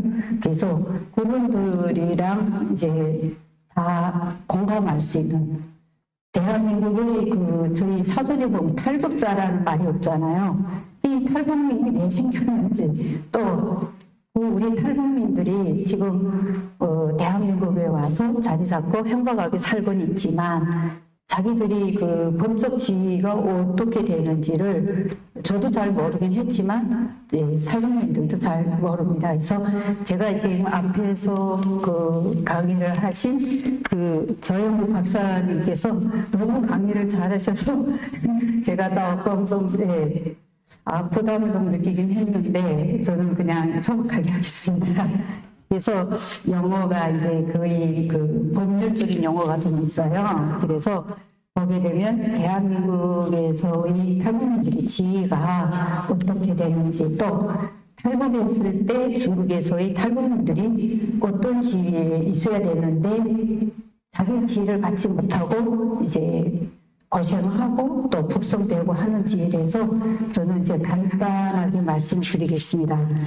대한민국 헌법의 제3조에서 대한민국의 영토를 한반도와 그 부서로 규정하고 있기 때문에 북한 지역도 국민법으로 대한민국 영토에 해당하며 그 지역에 거주하는 북한 주민도 대한민국 국민에 해당한다고 봐야 한다고 정하고 있습니다.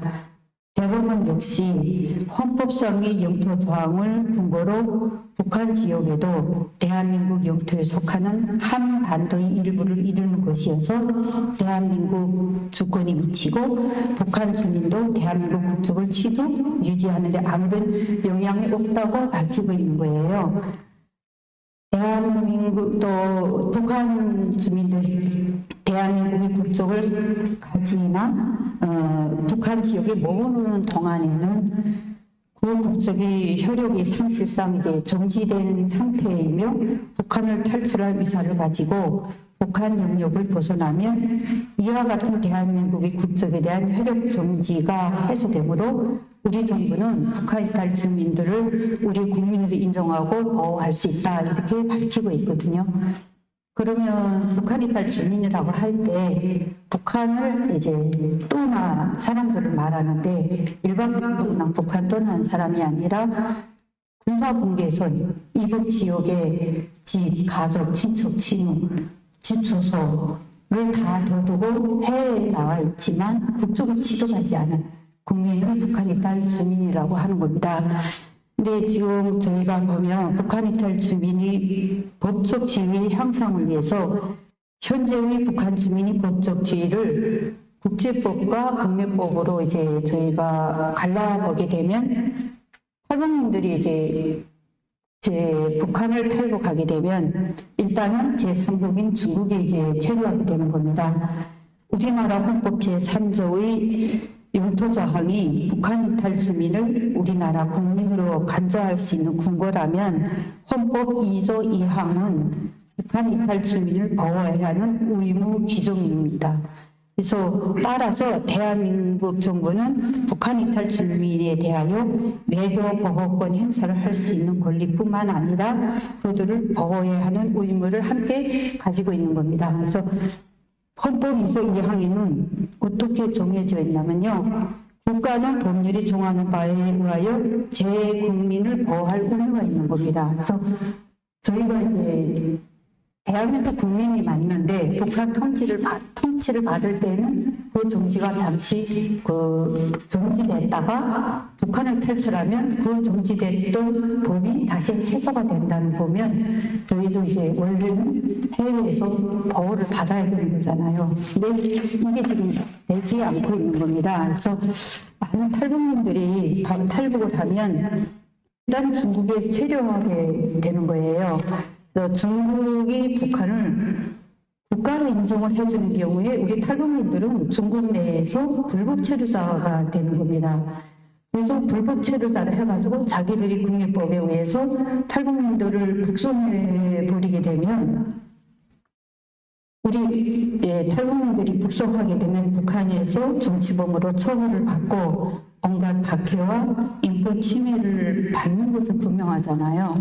이제 그리고 그들을 무국적자로 난민지를 인정해 줘야 된다고 저는 생각해요. 그래서 거기에 되면 중국 정부가 북한 주민들을 북한으로 강제 송환하는 것은 난민지 협상 강제 송환 금지 원칙에 위반이 되는 겁니다.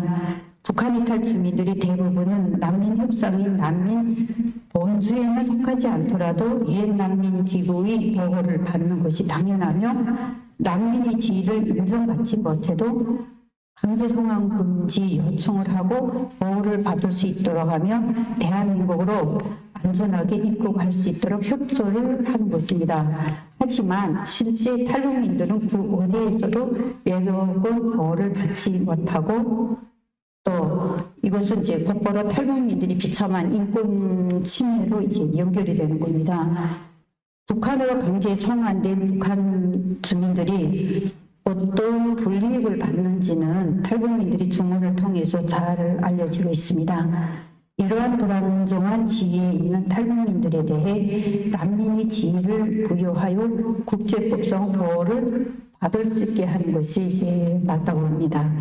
북한 주민이 자기가 태어나 살던 북한을 탈출하는 이유는 북한의 생존권도 없을 뿐만 아니라 인권도 보장을 못해서는 독재 국가이기 때문인 것입니다. 북한 북한 이탈 주민들은 난민으로 봐야 되는 근거를 저는 크게 이제 첫째로 식량에 의한 그 생존 위기로 봤어요. 그래서 탈북민들이 그 설문을 많이 이제 하게 되는데 90%가 식량에 의한 그 식량난으로 탈북을 했다고 많이 이야기하고 있어요.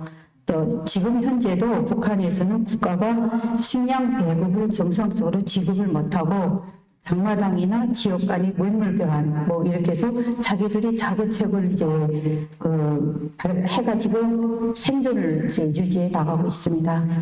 또한 식량난의 성격이 단지 자연재해가 아니고요. 북한의 사회 구조적 모순에 저는 있다고 봤습니다. 정책 실패와 국제사회로부터의 고립이라는 사회 구조적 모순에 의해 그 탈출은 탈북민들한테 생존권을 지키기 위한 것입니다. 80년대 초 사회주의 붕괴, 과거 사회주의 연맹이었던 소련과 중국의 원조 중단 등의 커다란 영향을 받았으며 또 국제사회 원조도 이제 미비한 것입니다. 현실적인 사회인 북한에서 원조된 식량이 인민들에게까지 공급이 되는지에 대한 선진국들의 위구심과 북한의 핵 보유국 가능이 국제사회에 대두되자 미국 등 원조국들이 인도적 식량 지원과 정책적 이슈를 연결시켜서 원조를 이제 중단을 하게 된 것입니다. 90년대 고향의 행군이 시작되면서 몇십만이 굶어 죽고 대북 탈북이 시작되었으며 이들 중국의 동북 삼성, 길림성, 그 다음 연영성, 홍영강성 등에 거주하면서 살게 되었는데요. 탈북민들이 탈출을 해서 그 어디에 어떻게 얼마나 살고 있는지는 정확하게 이제 누구도 알 수가 없습니다. 다만 90년대 초부터 이제 말까지 중국에는 탈북자를 10만에서 30만으로 추정만 하고 있을 뿐이고요. 또 탈북민들 자체가 탈북자이다 보니까 신분증을 가지고 있지 못하고 항상 공안이 추격과 북송이 불안감으로 살아갈 수밖에 없습니다. 이것은 타인을 경비하는 상황에 놓여 있고 정당하게 일할 수 있는 권리를 박탈당하고 있으며 또 브로커들에 의해서 인권 침해에 당하고 있습니다. 브로커들은 특히 탈북 여성들을 조선족이나 한족 남자들에게 팔거나 성매매 업체에 팔아넘기며 과도한 이제 사례비를 요구하고 탈북 여성들이 월급을 착취하면서 인권 침해를 합니다. 탈북민들은 자신이 불법 체류자라는 신분 때문에 그 어디에도 보호를 호소할 수가 없고 억울한 일을 당해도 신고할 데가 없고 정당한 해결을 하지 못하고 항상 지워주고 피해를 감수하는 그런 현상에서 벗어나지 못하고 있는 겁니다. 북한에서의 생존 위협으로 인해 탈북한 탈북민들이 체류 중인 삼국에서도 생존권을 인정받지 못하고 있다 보니까 탈북민들이 법적 지위를 인정받지 못하고 불법 체류자의 신분으로 강제 통관 등 신변의 위협에 노출되어 있습니다. 생존 위기에 놓인 탈북민들 중 탈북 여성들이 겪는 인권 침해의 유형을 보면 저는 이제 한 3가지를 봤는데요. 모성권을 침해당하는 겁니다. 사실은 처음에 돈을 벌기 위해서 중국으로 들어왔는데 다시 나가지를 못하다 보니까 어린 자식들하고 생이별을 하는 겁니다.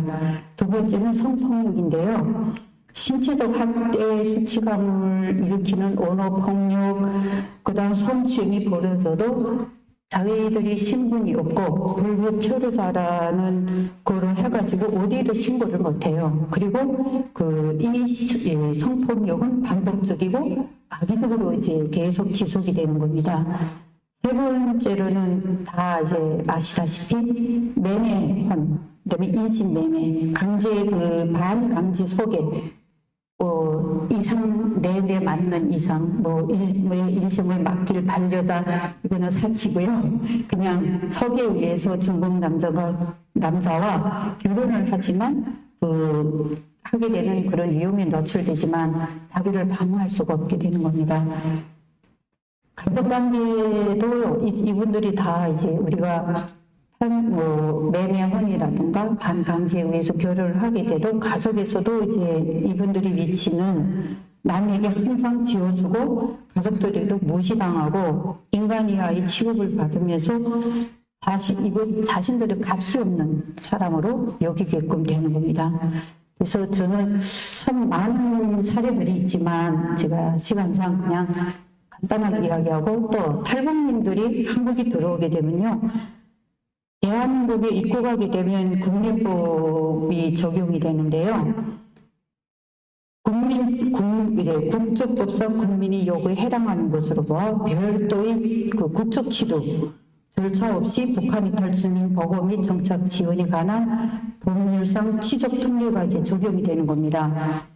그래서 여기 이제 제가 이야기할 수 있는 거는 탈북민들이 10년 이상 중국에서 살거나 또 한국에 들어와서 3년 이상 이제 신고를 안 했을 경우에는 탈북민들이 받는 그 지원, 후원 이런 모든 것이 이제 보호와 모든 것이 이제 다 취소가 되고 했는데 작년에 지성호 의원님이 북한 이탈 주민 보호와 정책에 관한 법률의 저항을 이제 변경을 시키는 저항을 발의를 했는데 그게 이제 본회의를 통과를 했어요. 그래서 10년 이상을 그러니까 해외에 있어도 한국에 들어와서 다른 탈북민들하고 똑같이 이제 보호를 받고 또 지원을 받게끔 94년도 예를 들면 94년도인가 이제 만약 탈북을 했어요.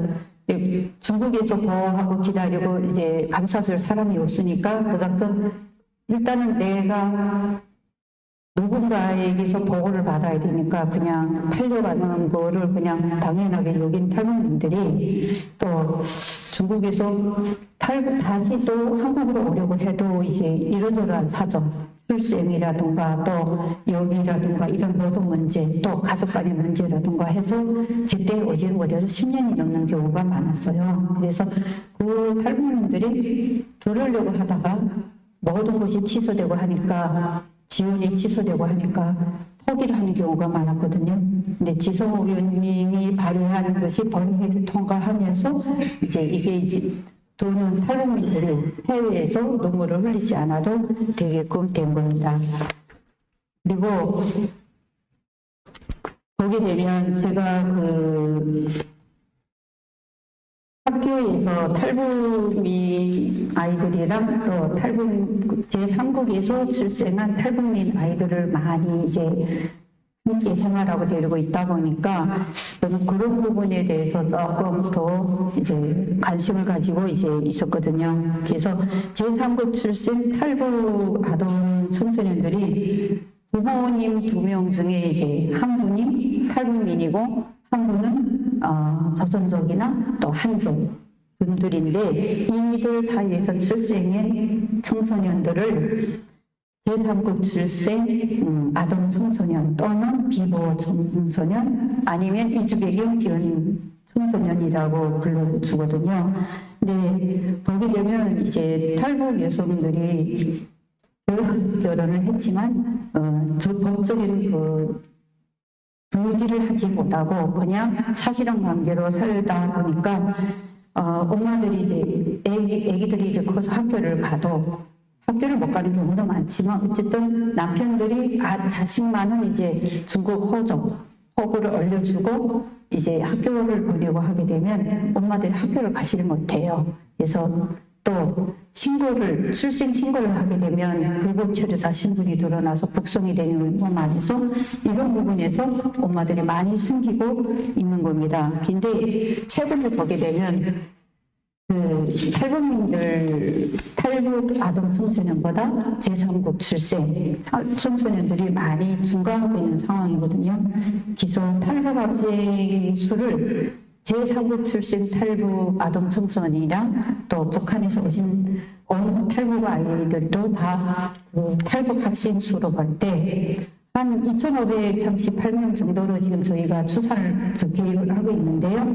여기에 한 1,000명이 좀 넘는 인원이 탈북 아동이고 1,500명이 넘는 아동 청소년들이 이제 제3국 출생인 거예요. 한 60% 정도가 탈북 제3국 출생 아동 청소년입니다. 그래서 이런 점들이 있다 보니까 어떤 부분이 또 이제 되냐면 탈북에서 온 북한에서 직접 탈북해서 온 아동 청소년들은 정착지원금이랑 또 통입학, 학비 지원 뭐 이런 혜택이 있는데 제3국 출생 아동 청소년들은 이런 데서 제외가 되는 겁니다. 그리고 이제 국회에서도 이 문제가 많이 이제 대두돼가지고 북한 이탈 주민이 범위에 제3국 출생 아동 청소년들을 포함시키는 문제를 많이 논의를 했어요. 근데 개정안이 아직 입법화되지는 못하고 지금 그냥 법안으로 있는데 이 안이 여지가 첫 번째는 보호 대상에 포함을 시키냐 또 그리고 두 번째는 지금 현재도 중국에 무국적자이면서 고아로 있는 아동들이 참 많거든요. 그러니까 엄마 아빠가 북송이 되거나 또 부모님들이 갑자기 여러 가지 사유로 돌아가시거나 해서 보호가 없이 고아원 같은 데서 있으면서 이런 애들이 어릴 때부터 있다 보니까 한국어도 못해요. 다 중국어만 하게 되는 아이들이지만 국적이 없는 겁니다. 그래서 이런 애들에 대해서 교육 지원이나 학습 지원, 모든 그 지원을 어떻게 할 것인가 하는 문제가 지금 두 번째 아닌데 이게 또 이제 간단하게 끝날 일이 아닌 거는 이 애들을 놓게 되면 중국 정부라든가 또는 외교적 마찰도 고려해야 되고요. 대한민국 국민들이 폭넓은 공감과 의견 수렴도 이게 돼야 되는 부분인 거예요. 그래서 여러 부분에서 아직 지금 그냥 상속이 되지 못하고 이제 입법화되지 못한 그런 부분인 겁니다. 참 안타깝기도 하고요. 또 지금 보게 되면요. 최근에는 탈북 아동 청소년들이 제3국 출생 아동 청소년들이 교육 가산금 뭐 이런 거는 좀 지원을 받고요. 그 다음에 이들이 들어오게 되면 일단은 저희 학교도 디딤돌 교육을 하는데 한국어가 안 돼요. 한국어가 안 되니까 이 애들한테 한국어는 외국어인 겁니다. 그래서 중국어는 기본으로 다 되고 외국어로서 한국어를 해야 되니까 저희도 이제 속성으로 한국어 교육을 하면서 생활용어가 조금만 되면 수시로 초등학교나 중학교에 편입학 시키는 겁니다. 그래서 어쨌든 학령기 나이에 학교에 가서 공부를 하는 게 맞고 또 아무리 제가 이제 보게 되면 저도 이제 한국에 와서 교육을 이렇게 공부하다 보니까 8차 과정의 교육까지 업그레이드 됐는데 저희 대학교육이 아무리 열심히 해도 대한민국이 그 8차 교육 과정을 넘어서지는 못하니까 제도권 교육원에서 애들이 제대로 할 수 있게끔 저희가 잘 보도를 하는 게 저희 역할이라고 하고 있거든요. 그래서 한국어가 돼야 뭐 다른 사회 뭐 다 할 수가 있는데 저는 그래서 박물관 같은 데 가도 강사들이 이제 강의를 할 때 여기가 뭡니다만 설명하고 그 안에 긴 설명을 해야 알아듣지를 못해요. 그래서 장소 무슨 거랑 개념만 알려주고 그것만 알고 와도 대단하니까 이제 그렇게 하고 한국어 교육을 집중적으로 하면서 한국어를 배우면서 못한 수학, 뭐 기초 과목 이런 교육을 저희가 좀 같이 병행해서 하고 있거든요. 그래서 그렇고 또 중국 내에 있는 아까 잠깐 말씀드렸는데요. 중국 내에 있는 무국적 이런 애들도 지금 참 문제가 됩니다. 그래서 엄마들이 뭐 북송돼가지고 고아된 아이도 있고요. 참 많은 애들이 중국에서 지금 있는데 이 애들도 어떻게 교육을 받게끔 해줘야 되는데 이런 문제가 지금은 아직까지 그 대학 그냥 그 보게 되면 그 NGO 단체들이 중국에 가서 애들을 교육하고 또 교회들에서 많이 들어가서 그런 애들 모아놓고 가르쳐주고 저는 그렇게 알고 있고 국가적 차원에서는 아마 서로 중국 정부와의 그 마찰이라든가 외교적 문제를 해서 공식적으로는 못 돌아가는 것 같은데 이 애들이 지금 수산하고 있는 게 10,000명 내지 20,000명으로 지금 보고 있는데 누가 정확하게 숫자를 낼 수가 없어요. 그냥 산지 상황에 그냥 자기들이 알아서 살겠다고 들어가서 있다 보니까 예, 그냥 추산만 하고 있는 겁니다. 그래서 참 통일이 뭐 되면 이 애들도 한몫을 해야 될 아이들인데 중국에서 이렇게 해먹이는 건 참 마음 아픈 일이고요. 이런 문제에 대해서 아동권리협약이랑 유엔난민협약에 근거해서 무국적 아동들이 교육과 보호를 위해서 탈북 여성들이 강제 소환을 일단 금지가 돼야 이런 애들이 안 생긴다고 저는 보고요. 중국 내 탈북 아동의 보호 문제를 정부 간 외교 문제라든가 이런데 조금 문제가 될 수 있으니까 쉽지는 않을 거예요. 그래도 탈북민들이 강제 소환 안 되면 그래도 좀 적게 나타나지 않을까 저는 이렇게 생각하고 또 한국에 와 있는 탈북민 아이들도 그동안 교육 기회를 누리고 우리 사회에 안정적으로 잘 하도록 체계를 마련하는 것이 이제 그 가족 통합을 지원하는 그 중요한 일이라고 봅니다. 그래서 얘네가 한국에 뭐 돈 벌러 간 아이들도 아니고 한국에 와서 국적도 다 받고 또 주민등록번호 받은 아이들이니까 다 이 애들도 후에 이제 다 미래의 통일 인재로 커야 될 아이들이라고 봅니다. 그래서 저는 끝으로 이제 드릴 말씀은 지금도 북한하고 중국 국경에 거주하고 있는 많은 여성들이 그 한국에 있는 탈북민들에 비해서 열악한 인권 환경에서 살아가고 있어요. 매년 수많은 탈북민들이 이제 북송되고 있는데 최근에는 코로나로 중국 내에서 이제 어느 날 갑자기 마을을 뭐 이렇게 포위하고 공안들이 잡아가거나 한 중국 내에서 살고 있다 잡힌 탈북민들은 또 감옥에 갖다 여놓고 데려가질 않아요. 그러나 중국 국경 쪽에서 잡힌 탈북민들, 이런 탈북민들에 대해서는 북한이 비밀리에 이제 자기네 쪽으로 긴급 이제 북송해가는 이런 일들이 이제 많이 있거든요. 그래서 참, 이들이 이제 성환이 되면 아시잖아요. 고문, 가혹한 처벌, 탄압, 뭐 이런 것들이 이제 기다리고 있고, 근데 지금 이들에 대해서 정부 차원에서 외교적으로 해외에 거주하고 있는 그 탈북민들, 여성들 인권 증진을 위해서 좀 나서줘야 될 것 같고요. 국가들마다 위치하고 있는 대사관들에서 탈북민들이 한국형을 좀 도와주거나 인권 침해에 대해서 상담하고 이를 해결해주기 위한 방법을 저는 노력을 좀 해야 된다고 생각합니다. 그래서 지금 2월 26일 어제죠. 어제도 지금 그 MBN에서 그 뉴스로 나오는 거 보니까 북한 내에 숨어 있는 탈북민들은 지금 백신을 못 맞고 숨어 있다 보니까 또 아무것도 신분을 증명할 게 없고 신분을 증명하자면 무국적인데 그 백신을 맞을 수 없잖아요. 그래서 그런 부분이 참 안타깝게 뉴스에 나오는 거 보니까 참 마음이 아프더라고요. 그래서 저희들이 이제 그 삼국에 해외에 있는 탈북민들이 삼국에서 어떤 인권 침해를 당하고 있는지를 좀 살펴보고 강제 송환이 된 탈북민들은 북한 당국에서부터의 박해를 좀 안 받게끔 국민들이 힘을 합쳐 국제사회에 알리고 또 북한 당국의 개선을 촉구해서 탈북민 구축 운동을 끊지 말고 끊임없이 해주기를 부탁을 하게 됩니다. 네.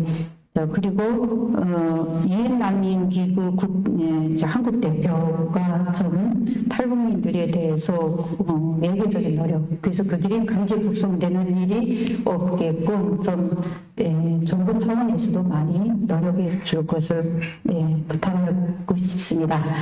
저는 여기까지 하겠습니다.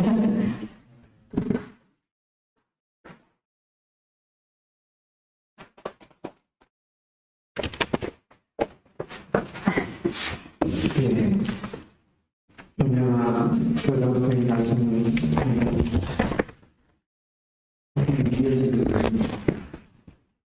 어떤 분들이 왜 이렇게 삶이 처절해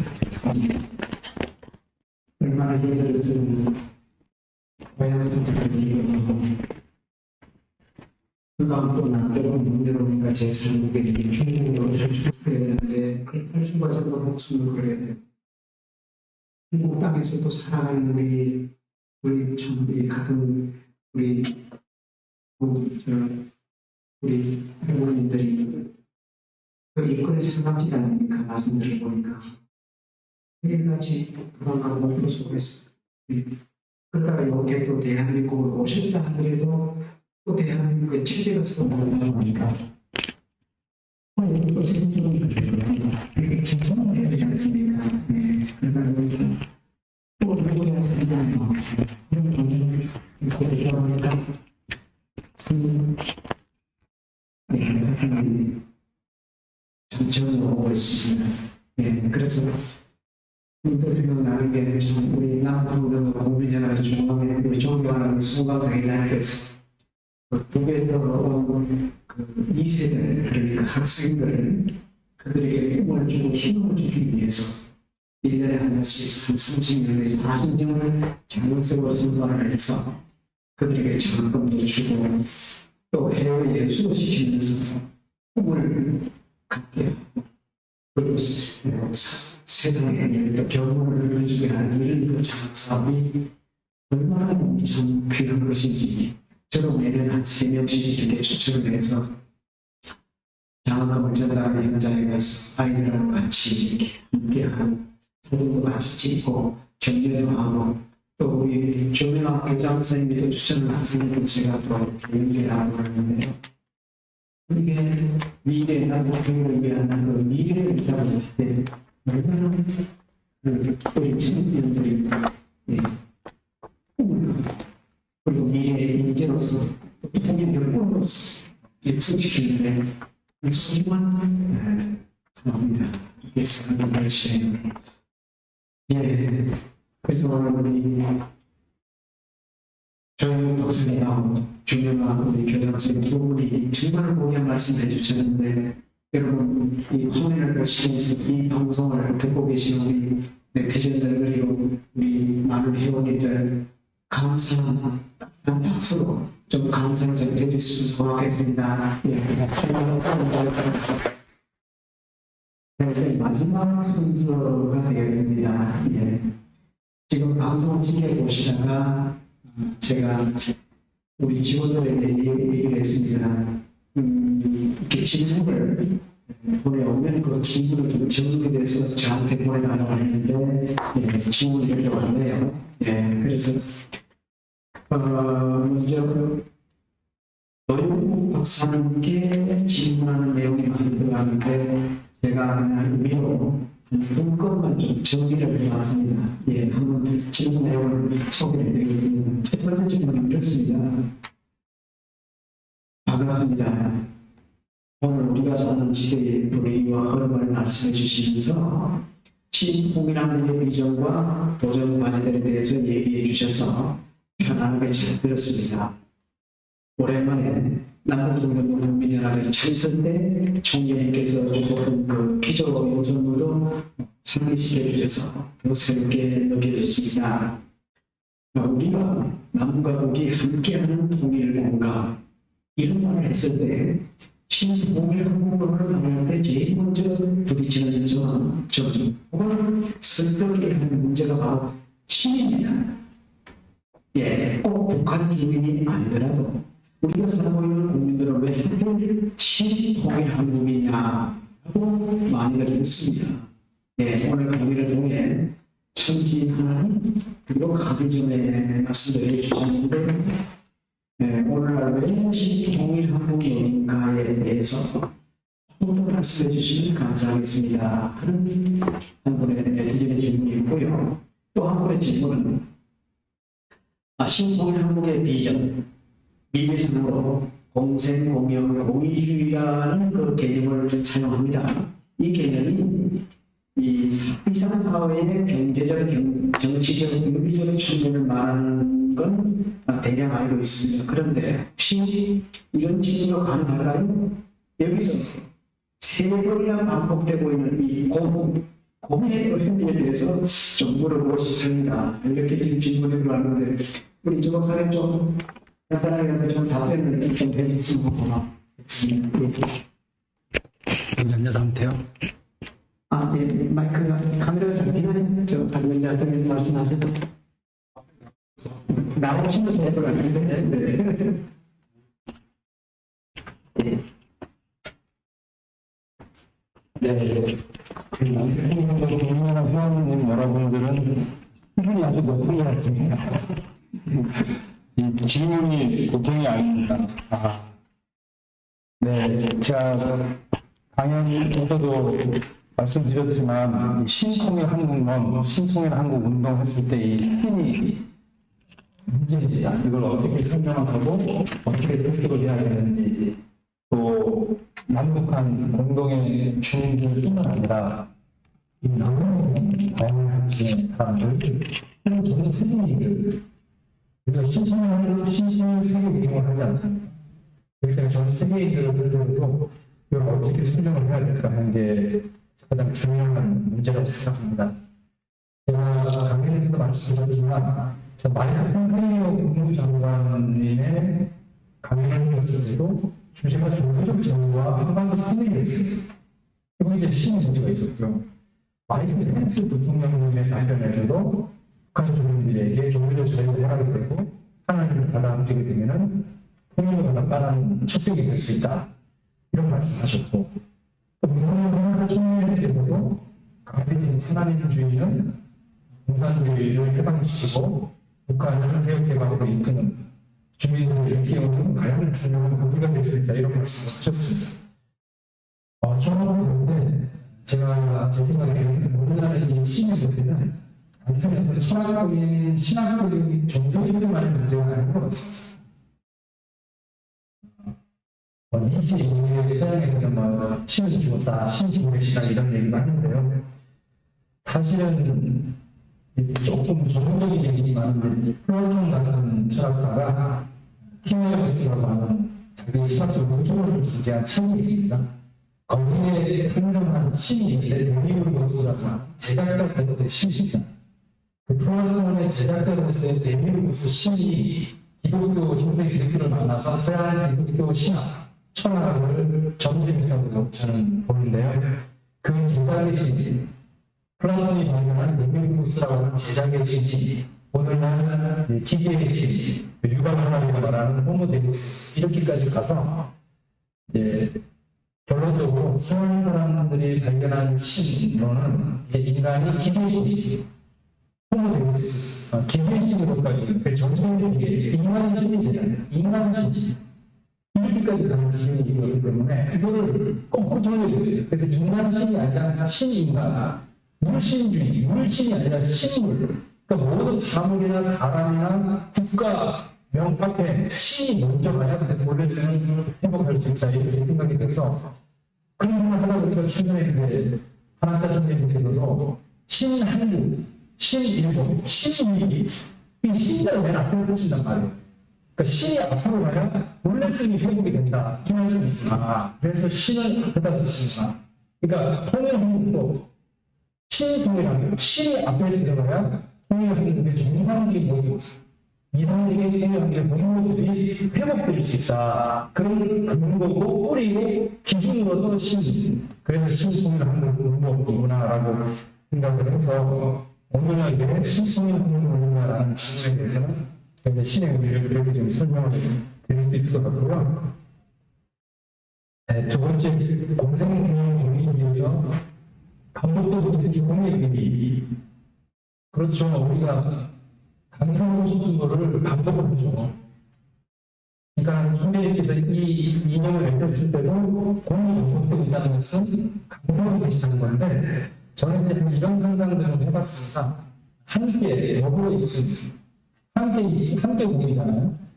그리고 이 함께가 어떻게 될 때 경제적 성장, 정치적 성장, 윤리적 성장에서 가장 이상적인 함께가 가능할까? 그래서 공생, 공영, 공익인데 저는 이제 시간상사 수학적인 불교적인 깊은 얘기는 다음에 또 하기로 하고요.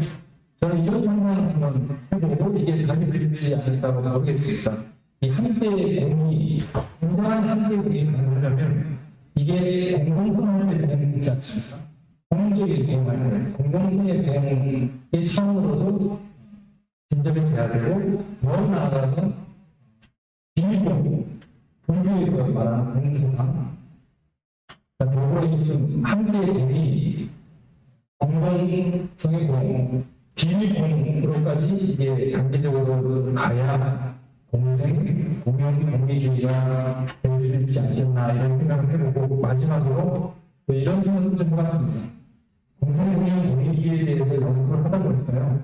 이 공생, 공영, 공리주의는 어머니의 마음에서 가능하다 이런 제가 요즘에 경험을 이루었습니다.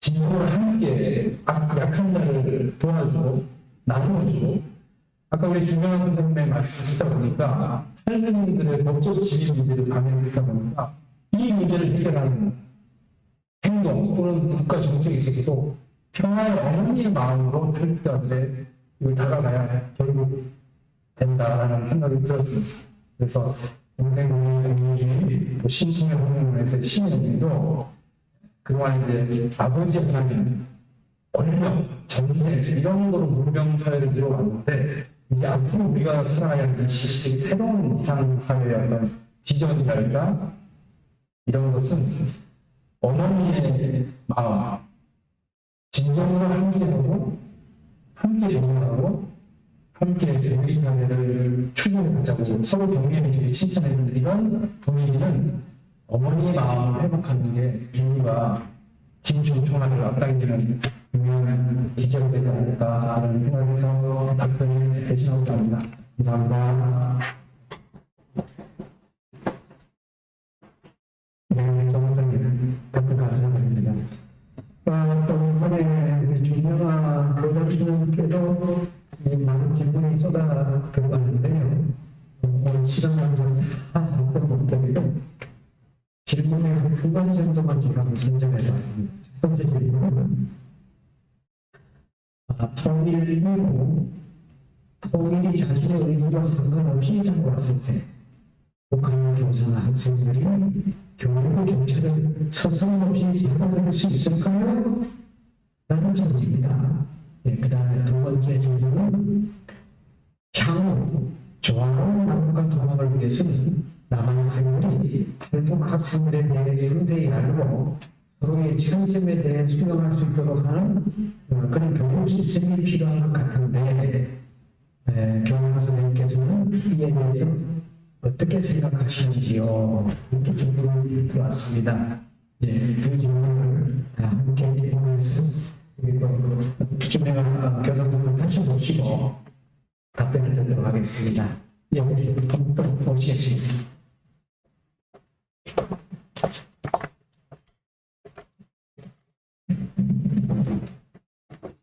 많이 안 질문이기도 한데요. 이제 어느 날 통일이 어디서요? 어느 날 갑자기 통일이 이제 다가왔을 때 북한의 교사를 학생들이 어떻게 이걸 받아들일까 하는 문제인데 제가 이제 그때 남한의 교육이 이제 내년뿐만 아니라 모든 교육과는 차이가 있거든요. 특히 이제 교과목에는 한국에 있는 교과목, 인질성의료의 역사라든가 활동, 제일 중요한 과목이지만 한국에서 제일 중요하지 않고 그리고 동사고 그리고 이런 거를 이제 저희 과목을 써야 돼요. 그러면 거기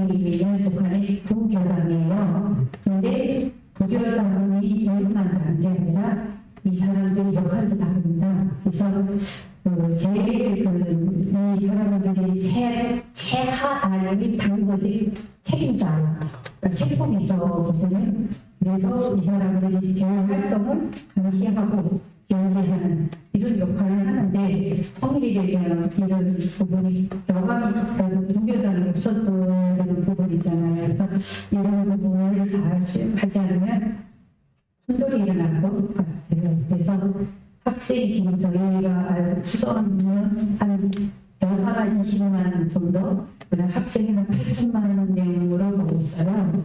여기만 초등학교 학생은 한 500만, 그리고 청년들이라 해가지고 청년들이 한 300만 명에서 800만으로 지금 보고 있거든요. 네, 이런 학생들이 정서를 무시하고 한국의 교육 시스템을 도입을 했을 때 이게 잘 되지 않을 것 같아서 여기에 대해서 선 연구가 있어야 될 것 같은데 교육 개발을 해서 이제 제가 저번에 자원 시설을 참가를 했는데 지금 남북이 통일됐을 때 교육 시스템을 어떻게 갖춰나갈까를 지금 연구를 하고 계시더라고요. 그래서 너무 딱 통일된 것 같은 그런 시점이 되고 두 번째 질문이 이제 그 학생들에 대한 문제인데 어떤 시스템이 필요하나, 근데 정체성이라는 문제가 정말 중요하다고 보는데요. 저희가 이제 제가 이제 한 10년을 이런 부분에서 일하다 보니까 많은 분들이 왜 탈북민은 이거를 오픈을 하지 왜 숨기냐, 당당하게. 근데 이거는 다른 사람 입장에서 보면 그렇게 쉽게 이야기 되는데 내가 만약 내가 그 입장이면 수업에 들어가서 선생님이 얘는 북한에서 어쩌고 소개를 하면 그 애가 그때 아이들이 딱 첫번을 집중해서 가를 보면서 탈북자들이 하면 이 수식어가 대학을 졸업한 사람을 때까지 따라야 됩니다. 그래서 애들이 너무 싫은 거예요. 그래서 자기 정체성 밝히는 문제는 탈북민들도 좀 예민한 좀 망설여요. 근데 특히 이제 지금 성장하는 아동 청소년들한테는 예민한 부분이니까 서로의 기관에서 홍보를 위해서 밝히고 이런 거 저희들 절대 안 하거든요. 애들이 탈북 학생 광고하고서 프랭카드 걸어놓으면 일제 머리를 들지 않고 머리를 숙이고 보지도 않아요. 그래서 저는 사진 찍는 거 이런 거에 대해서 저희 자체가 저희하고 아무것도 이루어지지 않는 좋으니까 안 할 겁니다. 그러나 얘가 이제 순당을 해서 얼굴이 돼서 스스로가 건강을 밝히고 싶다 할 때는 밝히는 것이 저는 맞다고 보고요. 중요하게는 밝히나 안 밝히나가 아니라 북한이나 또 중국에서 주치못에서 떠나간 북한이지만 내가 이제 북한에 가서 한국을 알리면 몇천 명의 한국 분들이 들어가서 한국을 홍보하는 것보다 이 애들이 자란 모습이 북한 사람들이 한국을 전환하거나 하는 게 더 맞는 말 아닌가 해서 항상 이 말을 제가 강의나 어떤 데로 생각하면 말이 이제 물어보는 부분이거든요. 제가 간단하게 대답을 드렸습니다.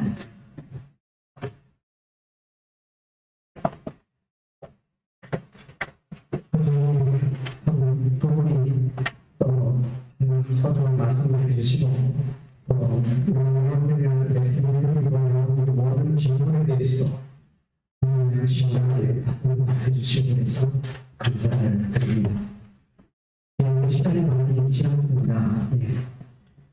지금 이 방송을 시청하고 계시는 우리 회원님들 그리고 네티즌 여러분들은 제가 서울에서 말씀을 했습니다만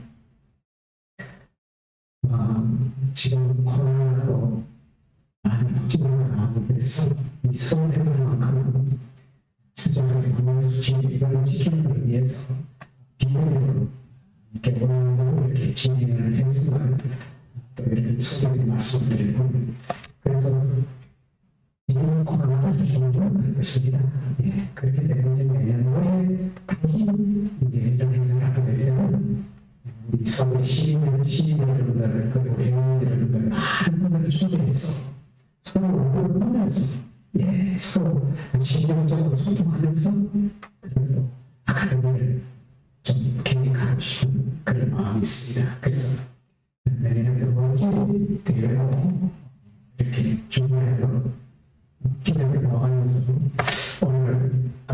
남녀를 함께하는 통일 공감 아카데미 모든 순서를 여러분 여기서 마셔도 되겠죠? 예, 끝까지